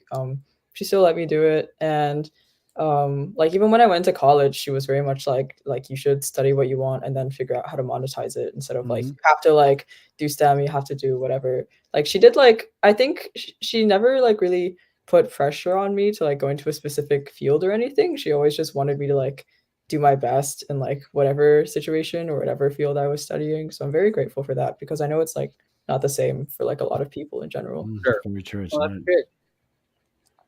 A lot of people are stuck with whatever they decide to take, and that's just the way it works. Yeah. And some people are afraid also when you get into the arts, like when you have a 9-to-5, you're guaranteed as long as the company stays there, you're guaranteed your paycheck every 2 weeks. And some people really like that stability. Whereas an artist is, sometimes the artist, and like when you talk to the people that you're going to be meeting at the workshop, they forewent the idea Gigi. of the 2 week to being able to, I'm going to create, and I'm going to make it go. And there's a little bit of scariness on it, but there's also the go over how to do that as well successfully. It's, I don't know. I say this all the time. I want all y'all to be famous and rich, so I can call you and say, "Hey, can you remember me? Can I have a ticket? I want to go see the premiere. I know her. Look, I know her." Well, we get to meet a lot of interesting people, both illustrators and authors.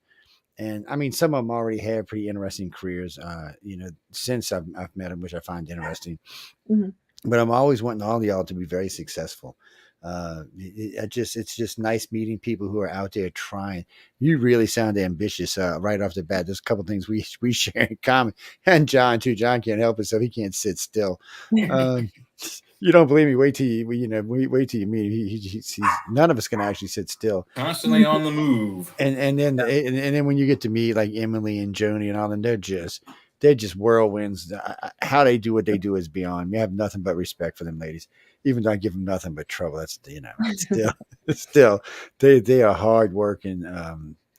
Everybody at Author Service and everybody at Writers of the Future are just, I don't know, they're all good people. Galaxy Press, a whole bunch of them are just good people, and you'll enjoy it. That they work really hard to make sure.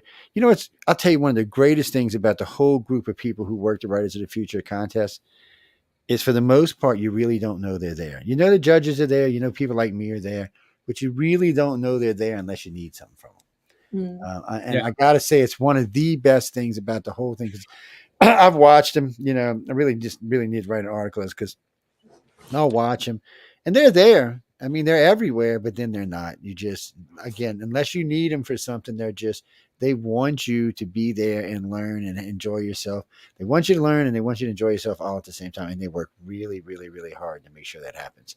And I don't give enough credit for that. I really need to give more. But anyway, it was great talking to you tonight. I can't forward to meeting you out there. And then we can get into a little bit of how you decided to draw this or draw that, or why this one looks like that and why Thor is in there, stuff like that. I seen Thor in there, so we're going to ask you about that one.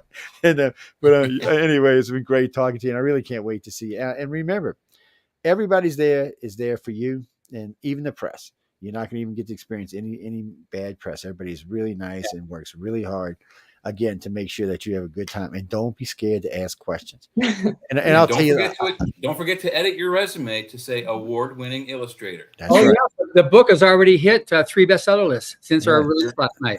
Yes. Oh wow, that's amazing. So, we already know don't forget that. You are already famous. And if you feel like you're scared to ask somebody that you want to talk to, but you like a little shy, just come get me. I'll introduce you. Okay. No, I'm serious. I will. I introduce a lot of people. Actually, it's just because they're there for you. That's what they're there for.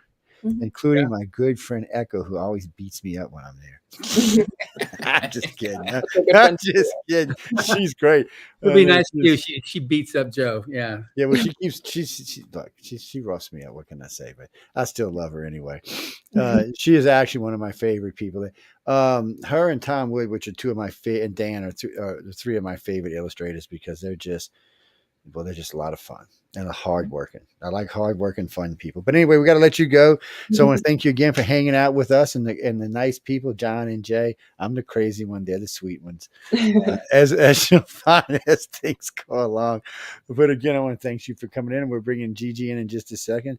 I see Miss Gigi Hopper. I hope damn, I'm tongue-tied tonight. Nice meeting you, May. For a long time. Nice to meet you, May. All right. Okay. And then wait, it moved her on me. Hey, Gigi, how you doing? Hey, we got the triple J on the screen. That's right, man. We are causing trouble. We do this on the show some night. We'll change the guest name to a J name. So you better watch. So how are you today? Having a good day? Everything's good? Yeah, it's a good day. It's a little cold up here in Oregon. It just started snowing randomly, but it's good. Well, it's where I live. It's 81 degrees, so don't feel. And where I live, that snow you have today is going to be here next week. So no, thank you. And John lives out there in LA where the weather's perfect 90%. Yeah, they don't know from snow. I don't know snow, but it's raining. It's been raining today again. We had a lot of rain, but we're on a 14-day raining spree coming up, so that's always fun. But hey, I'd rather the rain than the cold. So how's it feel to be a winner? You pumped? Yeah, I'm super pumped. I wasn't I guess expecting all of this, but yeah, it's really exciting. It's a lot of fun. You get to meet a lot of great judges. I mean, a lot of great people there. I know you just heard what we were talking about a few minutes ago, and there's a lot of fun people there, a lot of hardworking people there, and a lot of what I like about it, especially for the illustrators, is you've got these guys who are already up there making buku money. Okay, I'm just going to be blunt about it. They're showing you how to make buku money. They're like, look, do this, this, and this, and your chances of making this kind of money go. Plus, there are other people there, like the self-publishers, who can actually sit down and help you to understand how it is, the differences between like S corps and corporations and, you know, sole proprietorships and stuff like that, which, and that comes along as you go. To me, the fact of it is that you can find all that information right there in that 1 week is a fabulous thing. And they want to tell you. So now you're in, you're ready to go. You're going to get in LA and cause some trouble. Get your work up there. Don't be scared to ask questions. Got a website? I do. I just have collage work on there. Well, I definitely have to update it. I'll torture you when you're in LA in a couple of weeks. Yeah. I'm trying to get ready for that. Well, I mean, because it's so. When was it, or how was it? Well, I ask both. When was it, and how was it that you decided that you're going to be an artist? You said, okay, one day you were just walking along in your stroll and said, you know what, I'm going to be a famous artist one day. Yeah. I think ever since I was little, it was, I know it's so cliche. Like ever since I was a child, I used to paint for my mom. But it wasn't until, honestly, it's only a cliche for artists. It's not a cliche for 95%, 99% of the people on earth. It's not cliche. Yeah, I guess so. You're a unique type of a person that can say that and do. I'm looking at your painting you did for volume 40, and it's absolutely stunning.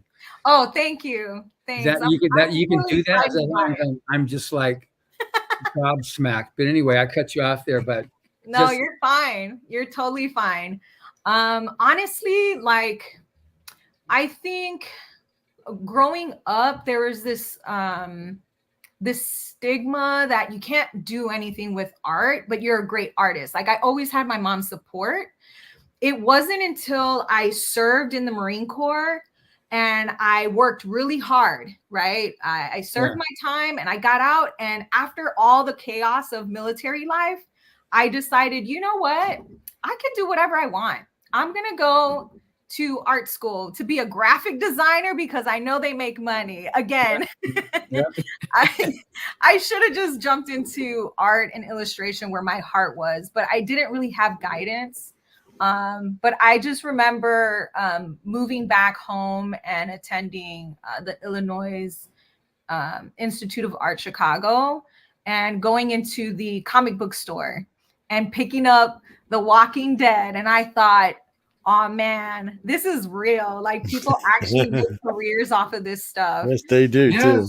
Yeah. And I just like fell in love with like graphic novels and the artwork. And so I think my whole life I've always been an artist, but it wasn't until like in my late 20s after I served my time in the military and I actually walked into a comic. Oh, thanks for your service, sweetie.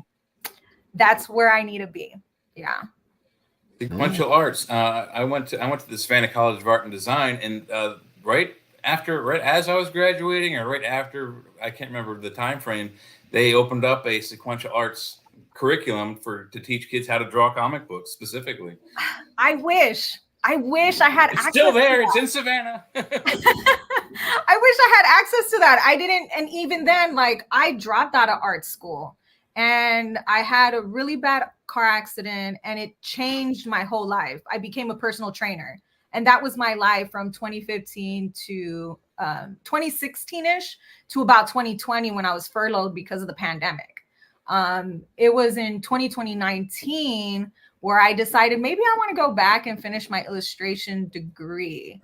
But even then, like when I went back to finish my illustration degree, it wasn't until my first semester that I met my professor, who was a comic book artist professional. And that's when it all came back, like, oh, the comic book world. And like that's when it opened up, It was fated. Yeah. It was fated to happen. Yeah. I mean, it's one of those things. So how many times did it take to win? I entered, fun fact, I actually thought Illustrators of the Future was a scholarship competition. That's what they had you guys under. So I was just submitting and I submitted 3 times. 2 of the times I had like honorable mentions. And then the 3rd time was my last semester, spring semester last year. I thought, you know what's one more time? Yep. And like the worst I could say is honorable mention, right? right. And then I got the phone call like around the time, I don't remember if it was before or after I graduated, that I got the phone call like, hey, you won. And I thought, oh, that's great. And then I'm here. Yeah, she gets a phone call from my favorite person. It's got to be thrilling to hear her voice, come on the phone and tell you that you won. Yeah, there's got to be a shock factor too. I mean, because I would never, if I submitted something, whether it was writing or art, I wouldn't expect to get that phone call either. Yeah. I'm gonna have to call her and tell her next time she calls me, say, you want a ticket here? Yeah, you want a ticket to Los Angeles? Why? You no, won! Joni is just a fabulous person. I mean, yeah, really, I love her. She's so sweet. And she is hardworking, just hardworking. She never stops. Anytime I see her, she's singing around. Last 2 years, I had to grab her by her hand and say, sit down and eat. She just I'm not kidding. She's like, whoosh, whoosh. I'm like, girl, sit down.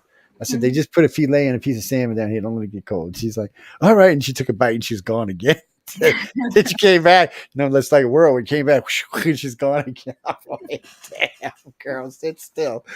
She can't help herself. But that's what I'm saying. Everybody over there is just hardworking and busy, and everybody's doing a good job. And it really, when I said this earlier, they are really invisible in the fact of a staff. They're not interfering. They're not in the way. They're not bugging you unduly and stuff like that, which is really nice to see. I mean, and if you get to go to take the tour, Author Services, it's a great place. They have a beautiful office, and try to talk them and give you a cup of coffee while you're there. Shh, John just heard me. Yeah. They make a mean. That coffee machine makes a wicked. I've got 4 cups or 5 cups out of this machine now. That coffee machine makes some wicked coffee, man. Yeah, that's the only reason you're going back is for the coffee. Shame on you. Damn, coffee makes some wicked. How do you like to? What type of techniques do you use for your painting? Or do you prefer like oil or acrylic or Photoshop or? John, after like seeing the book reveal last night. Dan, right? Dan? Yeah, Dan. Oh my goodness. I've always wanted to learn oil painting. I just love the smooth transitions in oil painting. And every so often I'll, get a glimpse of something like that. And I want to do that. I would say I love traditional, like that is my preference. But my hand was forced into the digital space. So I do a lot of work digitally only because of my environment, school, it's popular. It's easy. Not as messy or smelly. I guess so. But the oil paints, you get some of those thinners can really knock you out if you don't have a well ventilated area. So yeah, it's more dangerous aspect. I've been looking at like what was it? Is it water aqua oils? There's a thing called gouache. I think maybe that's what you're thinking of. It's a very, very vibrant watercolor. So I know gouache. I've used gouache, but it's my favorite color, my favorite tints. I love them. Gouache. I've worked with gouache, but I've run into some other options for oils like open acrylics and aqua oils. Look into them. Heard of those. That's all I have to say. But are those like the tempura? Those are like the tempura tints, that like the tempura paint. No. They move and gel like oils. They're really nice. Okay. And you don't need the strong chemicals to break. Oh, that's good. Yeah. Yeah.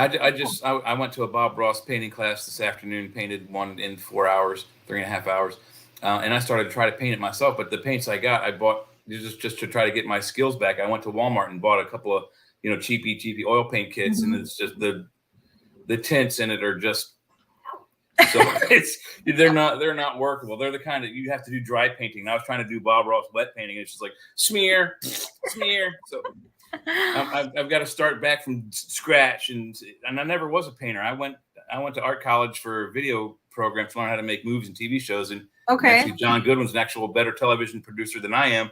When you get to, you'll see, because it's going to be like the Oscars. You're going to be amazed. I mean, they're going to raise hands up for the category. I saw. Yeah, you're gonna feel real. Yeah, you're gonna feel like, wow, I won this. This is awesome. Oh, it's early this year too. It's on Thursdays, and I keep forgetting Thursday. Looks like whole bean. They're the ones that make that that type of paint you're talking about. There is the brand, because I look on here and I just went and Googled it. Oh, you Googled it? Yeah. Whole bean is that's the only name I see in there doing it, but it has all the colors and the full spectrum. So. I've heard of whole bean before. Yeah. So that's what I have because I figured, I might as well, it's no chemicals, whatnot, but we'll see. I'll let you guys know how that's going. Well, I don't know why my screen turned blue, but I'm not feeling blue, and it's not cold in here, so I'm not in any danger. We don't use paints anymore that leave a smell in your house anymore. Matter of fact, with the paints we buy to work with these days, don't leave a smell and have soap built into them so you can clean your brush and your rollers easier. It's really he does construction. He's got a whole construction company. Yeah, that's what it's for. But we have people that do murals for us. And so just to put this in perspective, we had a lady who painted a 12 by 12 ceiling for us. It's just a basic. It was a navigation scene. It was like a giant compass. Now the guy wanted part of it done in 18 gold leaves, so she had to roll it out and rub it on, instead of painting it on. But there was a lot of that. But all together, it took her about 2 weeks. $46,500 is what she made for it. Wow. So then he asked her to do a scene of the Last Supper on the back wall, and this is a big wall. I mean, this is a good 75 foot long by 20 foot tall. She did a fabulous job. You don't even want to know what she got paid for that. Even I was stunned because I get this is 2 years. I get a 10% commission on these, $144,000. Wow. I was like, I looked at her. I said, he went for that. She said, yeah, he did. He thought I wasn't charging him enough. I'm like, you should have went over the price, girl. It's but there's some big money to be made in large scale painting. One of my college buddies, Alan Mason, is in Atlanta. He does large scale painting. I don't know if he's for like a private company that paints buildings, or he works for the city or the county, but he paints the sides of buildings in not just red and white and purple, but graphic scenes. It's I know, and then we get a lot of stuff where they just want you to paint like grape leaves and grapevines on the side of their windows and little chirps here and there throughout the house and stuff. And those can run a good $20,000, and I'm like, people, you can go buy them things and peel them on and stick them on your wall now, right? No, they would rather have. Well, rich people don't like any of that stuff. They want, that's what they want. Well, matter of fact, one of the guys, he wanted to put pounded copper throughout his house on his cabinets and the ceilings, and it was way too expensive. So he had a lady come in and paint it, fake it. You can't tell a difference. You cannot tell a difference.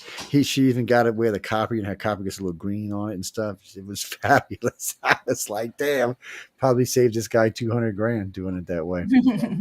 Yeah, he was ecstatic. So I mean, all that kind of stuff is easy. And then I was telling, there's companies down here are hiring down in Silicon Bayou are looking for people for the gaming company down here, the new gaming company down here. They're always looking for authors and illustrators and programmers and anything they can get their hands on, because he starts them out at $100,000, but the business is there's so much competition in the gaming business these days. They're just stealing employees from each other.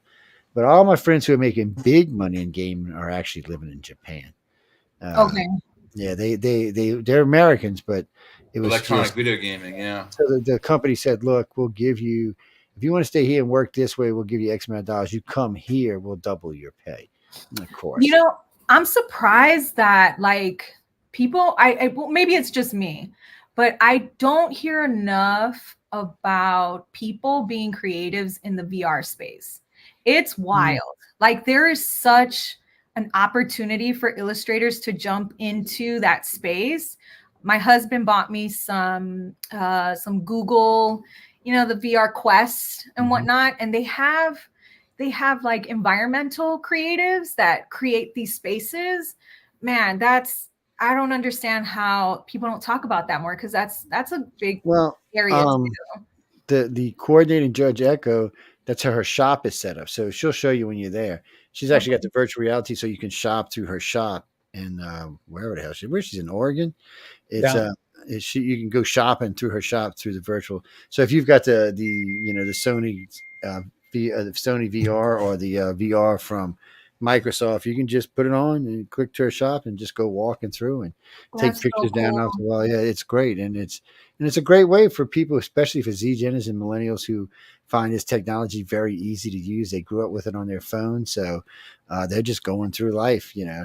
Listen, Joe, I'm going to tell you right now, as a 38-year-old woman going back to school to get my degree in illustration, these kids in art school do not want to know the tech. They refuse to learn the tech. I was like the only one in my classes that really knew the digital space.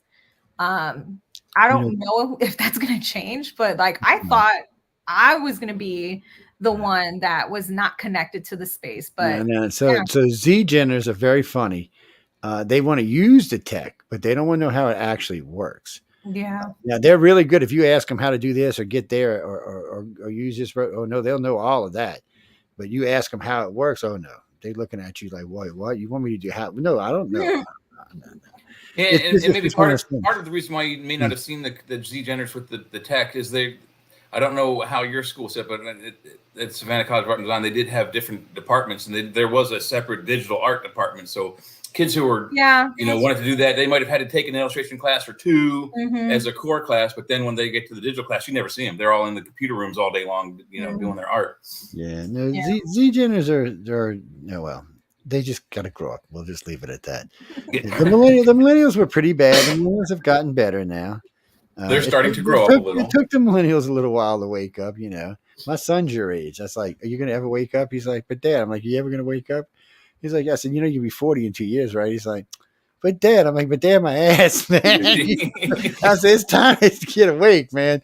So it took the millennials a little while. But, in all fairness, it's nicer for these generations because they can spend more time at home. They can spend more time. One, they're going to live longer. Two, they have more protection, easier to get stuff done. If they fall and screw up, there's more likely that somebody's going to be there to help them up and get going again and show them the way. So it's better for them. So they can take a little more time to learn their craft, and hopefully by doing so, they're going to be better than the generations before them. At least that's all we can hope for. What's that, Denise? What do you mean about oil? No, you speak in Greek. Speak English. No, I only know like 80 words in Spanish. So let's not start speaking Spanish. I know my last name's Montaldo, but we'll just not be speaking Spanish now. But it's more of an Italian Montaldo. It's both. We have both relatives on both sides, but no. Okay. Now, when I was young, I could speak pretty good Spanish. Not now. When I was in high school, I went to Spain to learn more Spanish, and I was fluent. Every Spanish person I spoke to Spanish, like, oh, you're American, I speak English. I'm like, no, that's not why I'm here. It's like French down here. No one down here speaks real. They speak French. They speak Cajun French or Acadian French. That's not French. I learned French when I was talking to them. Like, what are y'all speaking? We're speaking French. I said, no, I'm speaking French. I don't know what the hell you're speaking. It's not French. No. It's the same thing with Spanish down here. There's real Spanish. There's real. But then there's just other language that I have no idea what the hell this is. This is just a root language from somebody's village or family that's here speaking it. It's I guess it would be I guess what would you call it? It would be like a whatchamacallit form of Spanish where there's just more dialect. Is it English? It might, you know what? That might be a good way of calling it, because really and truly, it's just a lot of our. It's just a lot. Yeah, it is like the two mixed together. They'll be talking along, and then there'll be an English word, and you're like, "What?" And then they'll be going along talking English, and there'll be a Spanish word. You're like, "What the hell are you doing?" That's what it is. It's really what it is. But it is funny to listen to. I just have one question, Gigi, because we have one of our judges, Larry Elmore. He's the guy that created a lot of the Dungeons and Dragons and Dragonlance art. But Okay. when he was in the military, he was tasked with doing a lot of art, a lot of illustration of the equipment they were using in, I guess, wherever he was stationed. I was just curious, did your art skills ever get tasked when you were in the Marines?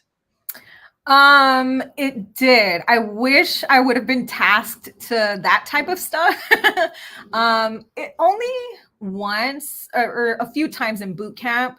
I painted, I don't know if you know what a campaign cover, like the hats that the drill instructors wear. They have these slips that they slip the cap into so it keeps its shape. So like I hand painted them, those, I don't know, hat shapers. We had battalion or not battalion flags, but we had training flags for when we went to the rifle range. And so I painted and designed some of those. So that was fun.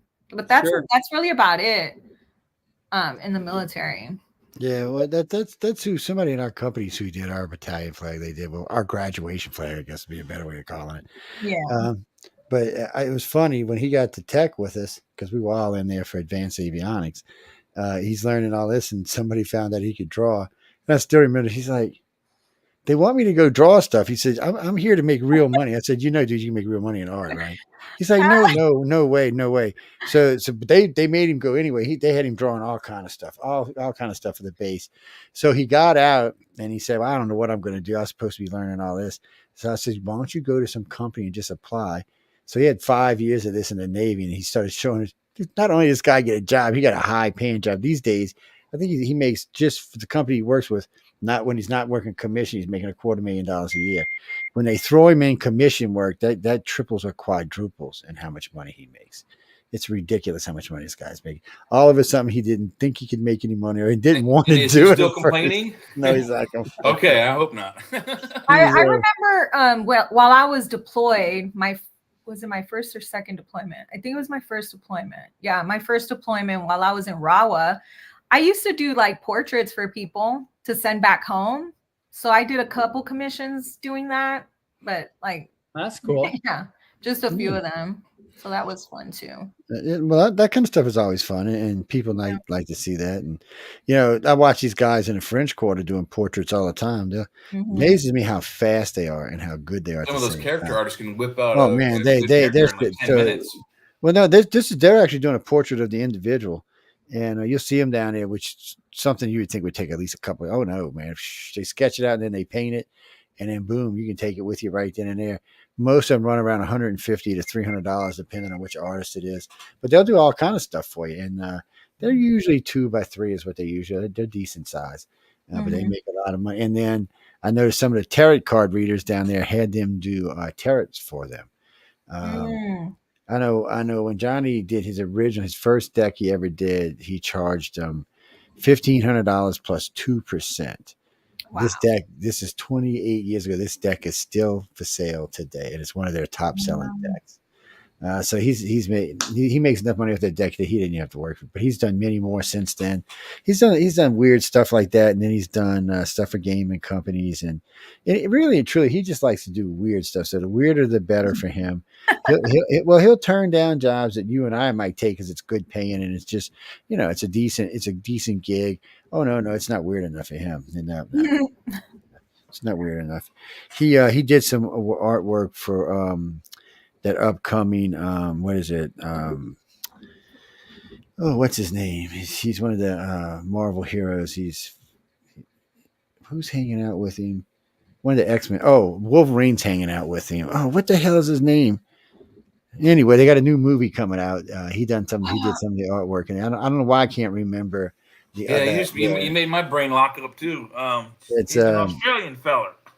Well, the Wolverine guy is, but the other guy is he's just a famous goofy actor. Oh, Deadpool is Deadpool. Deadpool. That's it. Yeah. But he did some. I thought you were trying to get the actor's name. No, he did some of the artwork for the upcoming Deadpool movie with Wolverine in it. So, and he actually got paid really well for that. Wow. he says on gigs like that. I asked him one time. He said, "Well, he said depends how much I contribute." He said, "I'll make anywhere from 150 to as high as 1.5 million. It just depends on how much or what area." See, on this, he was one of the lead artists, so he got paid pretty damn well. He was one of the concept artists, actually, is what he was. So he got paid really well. So he's been around a long time, though, and he's been drawing things. It's like Larry. I mean, I imagine Larry sneezes at a picture, makes a good chunk of cash. If I hadn't lost all of my Dungeons and Dragons books when I moved into this new house, I would have some of his artwork still. Yeah, I had lots and lots of D&D books. Yeah, well, him and I. Your art, Gigi? What was that? Where are you going with your art now? With my art now. Okay, so I graduated last year. So I thought, okay, what do I want to do? Last year I did a few, I did a market. I participated in, obviously, Illustrators of the Future, and I did 2 small exhibitions. One was for veterans, and then the other one was just like a 12 by 12 open theme. And then I started to get clients or people interested in like work, but it's just like different types of work. I would love to get into the graphic novels and like children's books, that type of illustration. Yeah. But right now, I just started my business in January, and I have someone that I'm working with right now for logo and branding. I have another client,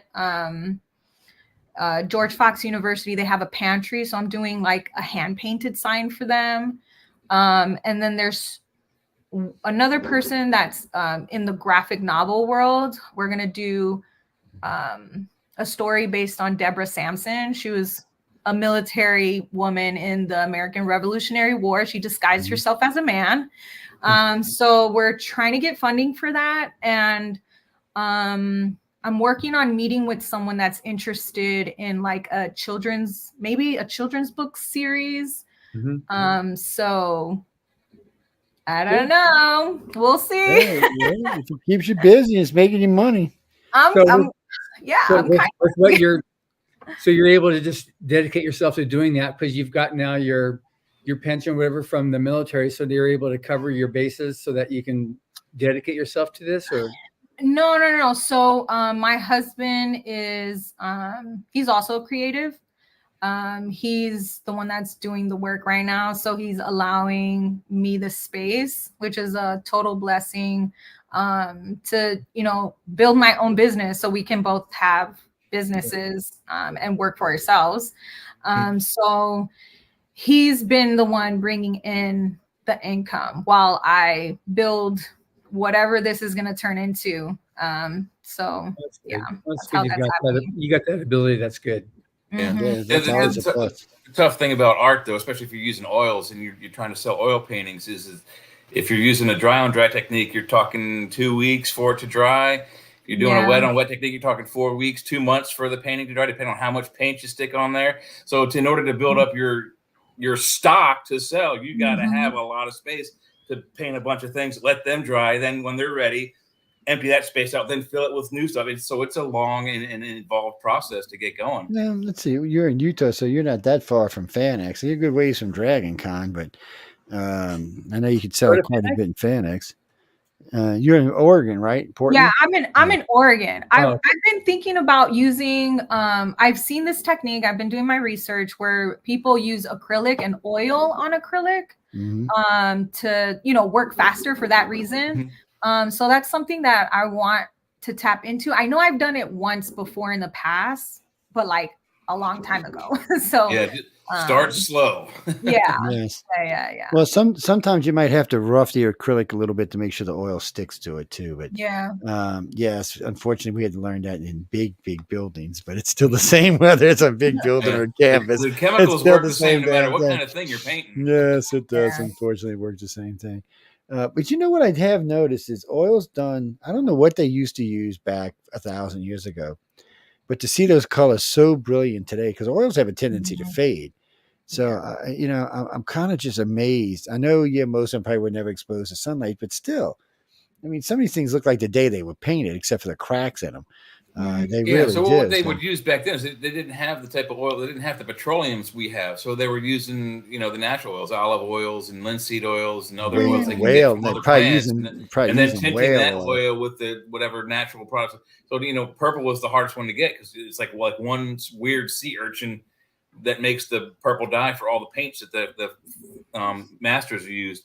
So that almost all the artists, not only were they creative at making their paintings and sculptings, but they had to build their materials. They had to build their paints. They had to mix the dyes, mix the tints. So it was, you know, they weren't just painters. They were chemists. No other way to describe it. So I know we're going to let you get out of here in a minute, but so working up, getting your own business going, you're going to be getting it together. I got faith, and I'll tell you what. As somebody who owns more than one business, I ain't gonna lie to you. It's a lot of hard work, but it has been a lot worth it. In the end, so just how I got into business. A real quick story. I was working for a company. I just got out the military, and I was working for a company, and I was making good money, but I was looking how much they were making. I was like, shit. So I went to another company. And I said, look, I'd like to bring in a crew and start doing your painting. They said, okay. So we started doing about 50 apartments a month at $100 an apartment way back when. And then I said, you know what? We can't just make it painting. So we started doing everything, which we do everything now. Well, eventually it became a lot to do, but then I was making my money. I was making way more than what I was being paid before. I had complete control over that. And when I wanted to disappear for a month, guess what?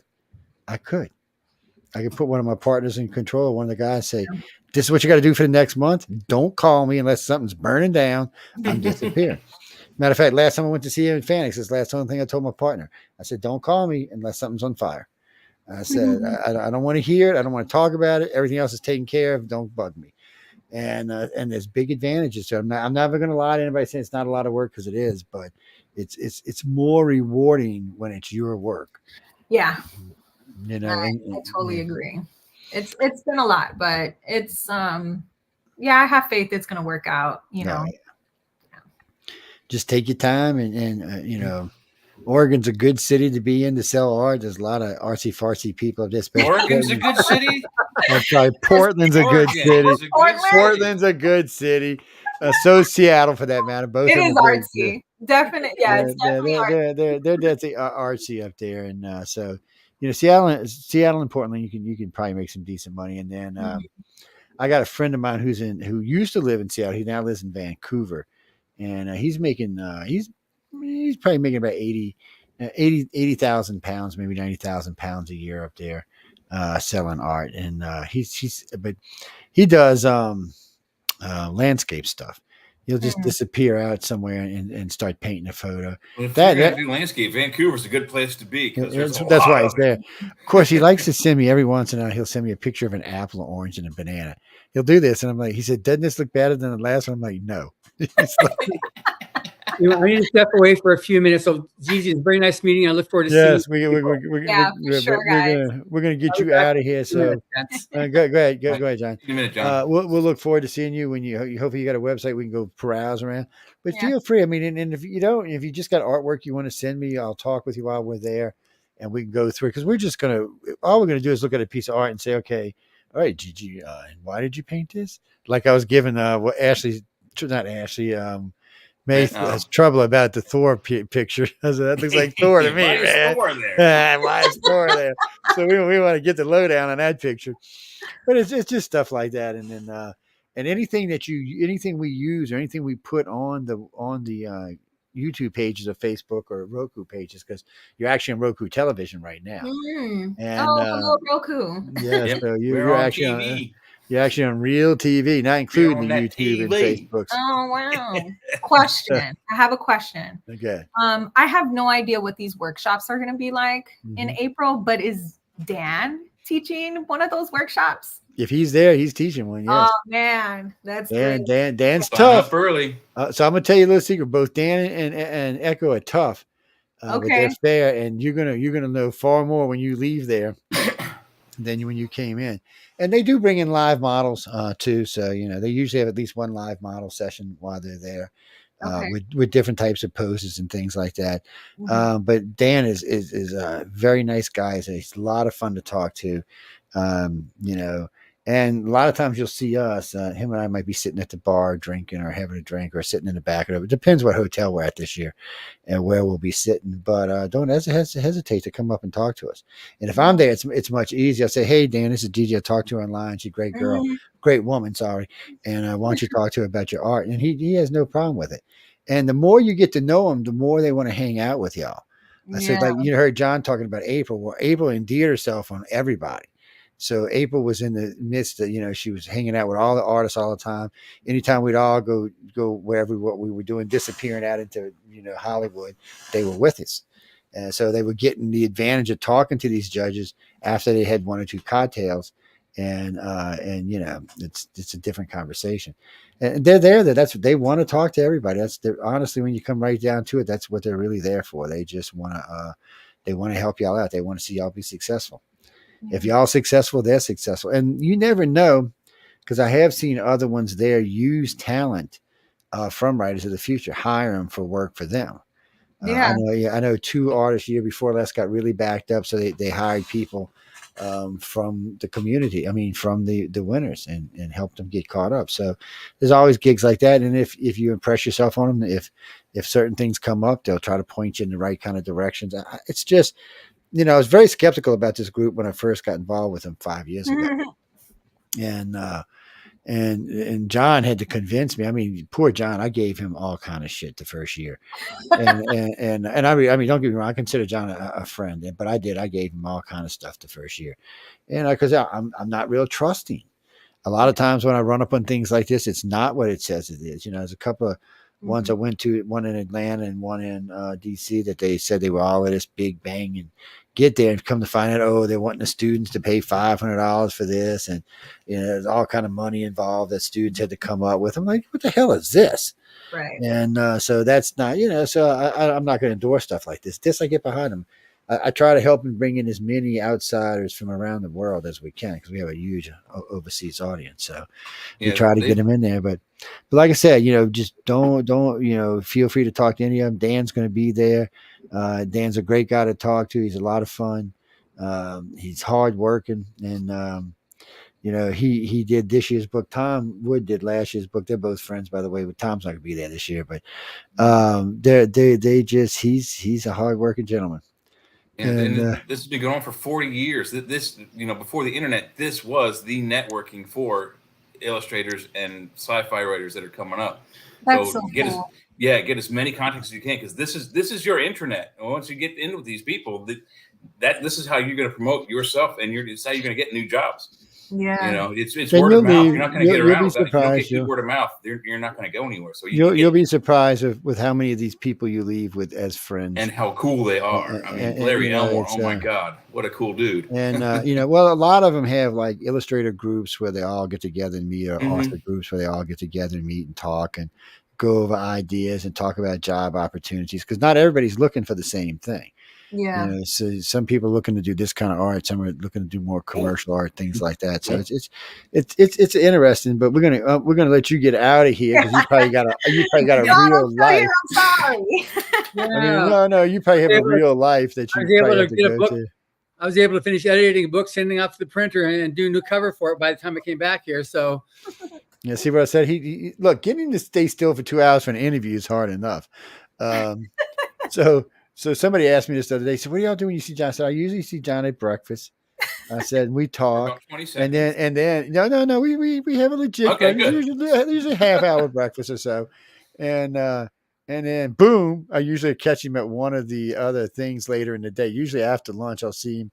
I'll be up in one of the classes, talking. I'll walk up and talk to him, because he does a lot of introducing people and stuff like that, and so I'll see him like that. And then usually we'll see sometimes at dinner. It depends what our schedules are, because sometimes we're both doing interviews. So it doesn't actually work out.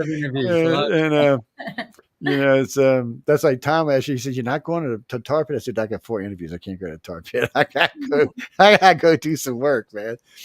But it's a great, you'll have a great time. I guarantee you that you will have a great time. And I'm looking forward to it. and at least you don't have to do the 24-hour story, so that's already a plus.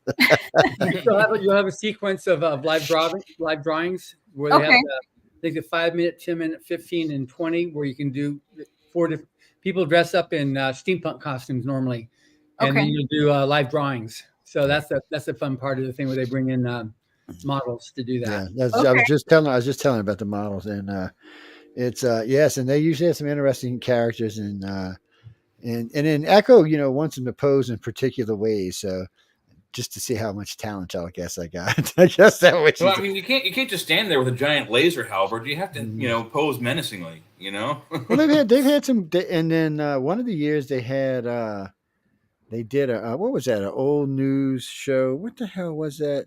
Old time. Y'all did old time radio. Yeah, old time radio as well. Again on Tuesday night.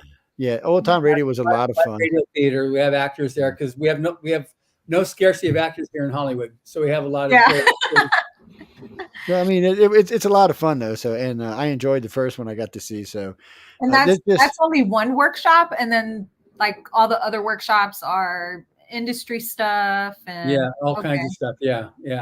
How to do portfolio, how to present a portfolio, and then you also see some different techniques too, because you're going to find out you've got what you want to do, so you'll hear judges talk about what you're interested in, but you'll also get a good diversity of other aspects to art, like, oh, I didn't know about that, or having ideas how I could go that route as well. Mm-hmm. Yeah, like she was talking earlier, she wants to try to go with a mixed media of acrylic and oil. So maybe you find some artists in there who have dabbled in that and can point you in, don't use this paint, use that paint.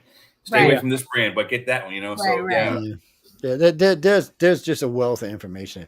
You're going to get in 1 week probably what you'd have to spend a year and a half in school to get. I'm not going to lie to you. It's amazing. Bare minimum. And even then, honestly, I was a little disappointed with even my figure drawing classes. Like I was looking forward to figure drawing because I want to get good at that. That is the graphic novel world. Yeah. And I was not impressed with one or two classes that they gave me. So they'll show you how to do that. Plus, at least 2 of the winners are excellent figure drawers. I've been looking at their work. I mean, excellent. So what you can't get from the judge, you can always get from one of the winners. Yeah, you'll definitely build lifetime relationships with your fellow winners. You'll be surprised. I told her this is her intranet now, that she can get as many contacts as possible, because this is how she's going to promote her business, is get these people into her phone and like, oh, hey, you need a commission? Boom, I'm ready. I'm available. Well, plus, there's going to be at least one night of crying. And y'all still got the app, right? Yeah, they've got an app, so you can connect with everybody in the beginning. Oh, I didn't know that. And unless they've changed it, but they usually have an app, so you can get the app and just connect to everybody. Okay. That's how I keep track of a lot of what's going on, because there's a lot of stuff going on to keep track of, and you want to make sure you had all the classes. I mean, they'll break for breakfast and for lunch and for dinner, and but there's always something going on somewhere. And all you need in 15 minutes. We want to give you time for your lunch and for your dinner, so that's good. Well, yes. I appreciate that. 5 minutes. You get 5 minutes for lunch, 6 minutes for dinner. That's okay. I'm trained, military trained. 5 minutes. Let's go. That's right. I remember many of them brown bag lunches when I was in the Navy. Yep. They called them bag nasties in the Marine Corps. Yeah, because that's what they were. But you would just leave that alone.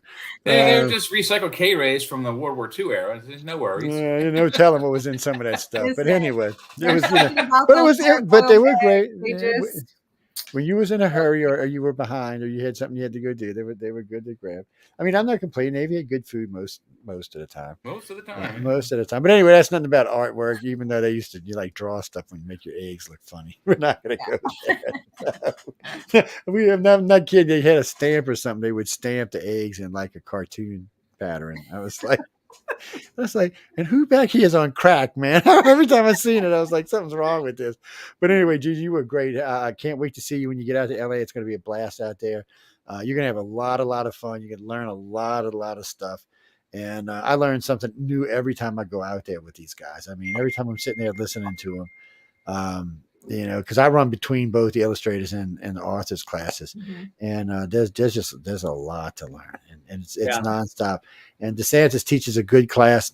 Everybody who's taken it, he's been out there 3 of the I think 3 of the years I've been out there, and he's serious though. I mean, he's serious about what he's doing. Do you know if he takes mentorships? Like, I know, like I should ask him, but I'm just. You have to ask him. I ain't speaking for Dan. He'll be smacking me in the head with something. You're right. We've already got enough people in that He'll office. be like, Joe, you get me in trouble now. I'm sorry. I'll just ask him myself. I know he does care a lot. So he's a really nice guy. He's got a big heart. So with Dan, I think it has more to do with how busy he is than anything else. Yeah. Sometimes he takes a little break, and then sometimes he's just nonstop. He just doesn't stop. So I know where he was last year, but that was last year, so no telling where he is this year. He might be quite a bit busier. I know he was trying to take a little vacation, but it doesn't always work out that way. When you're popular, you're only as good as your last piece of work, whatever you are in whatever business you're in. So if you decide to take any long periods of break, that can come back to haunt you later on. Yeah. When some little young upstart coming in, look how good I am. I charge only a quarter of what he does. But they like the masses too. But anyway, I appreciate you coming and hanging out with us. I look forward to see you in LA. I hope you have a good time when you're out there. And like I said, be sure to ask the judges lots and lots of questions, because they like being asked questions. They really do. Yeah. Ladies and gentlemen, I want to tell everyone thanks for listening to the Author's Quill tonight. I hope everyone enjoyed the show. I hope y'all all had a good evening listening to all the different artists and authors we had with us tonight. Don't forget, this is 14 out of the 24 series we're doing on the winners. So y'all can go back and catch all of these shows. Some of these will be more in depth when we get to Los Angeles, so y'all can also catch those. And there are, I think Carmen and I talked about 2 or 3 judges before we get to LA. So you've got 2 more weeks or 2.5 weeks of winners, and then there's going to be 2 or 3 weeks of judges, and then we'll be in LA, and then we'll be doing interviews there. Those will be a little bit different and a little bit more specific type interviews for different people. And there are 2 people I got to wrangle while I'm there. It's going to be tough, man. Jesus. There's 2 particular people, 3 actually, I got to get to sit down for interview. This could be like rocket science. But on that note, again, I want to thank everyone for tuning in to United Public Radio, the Author's Quill. Be sure to come check out John. Well, you can catch him on Mondays right now from 4 to 5. You can also catch him here in a rerun from 2 to 3 in the rerun mode. Eventually he'll be live here, but right now y'all can catch him in the rerun here from 2 to 3 on Saturdays.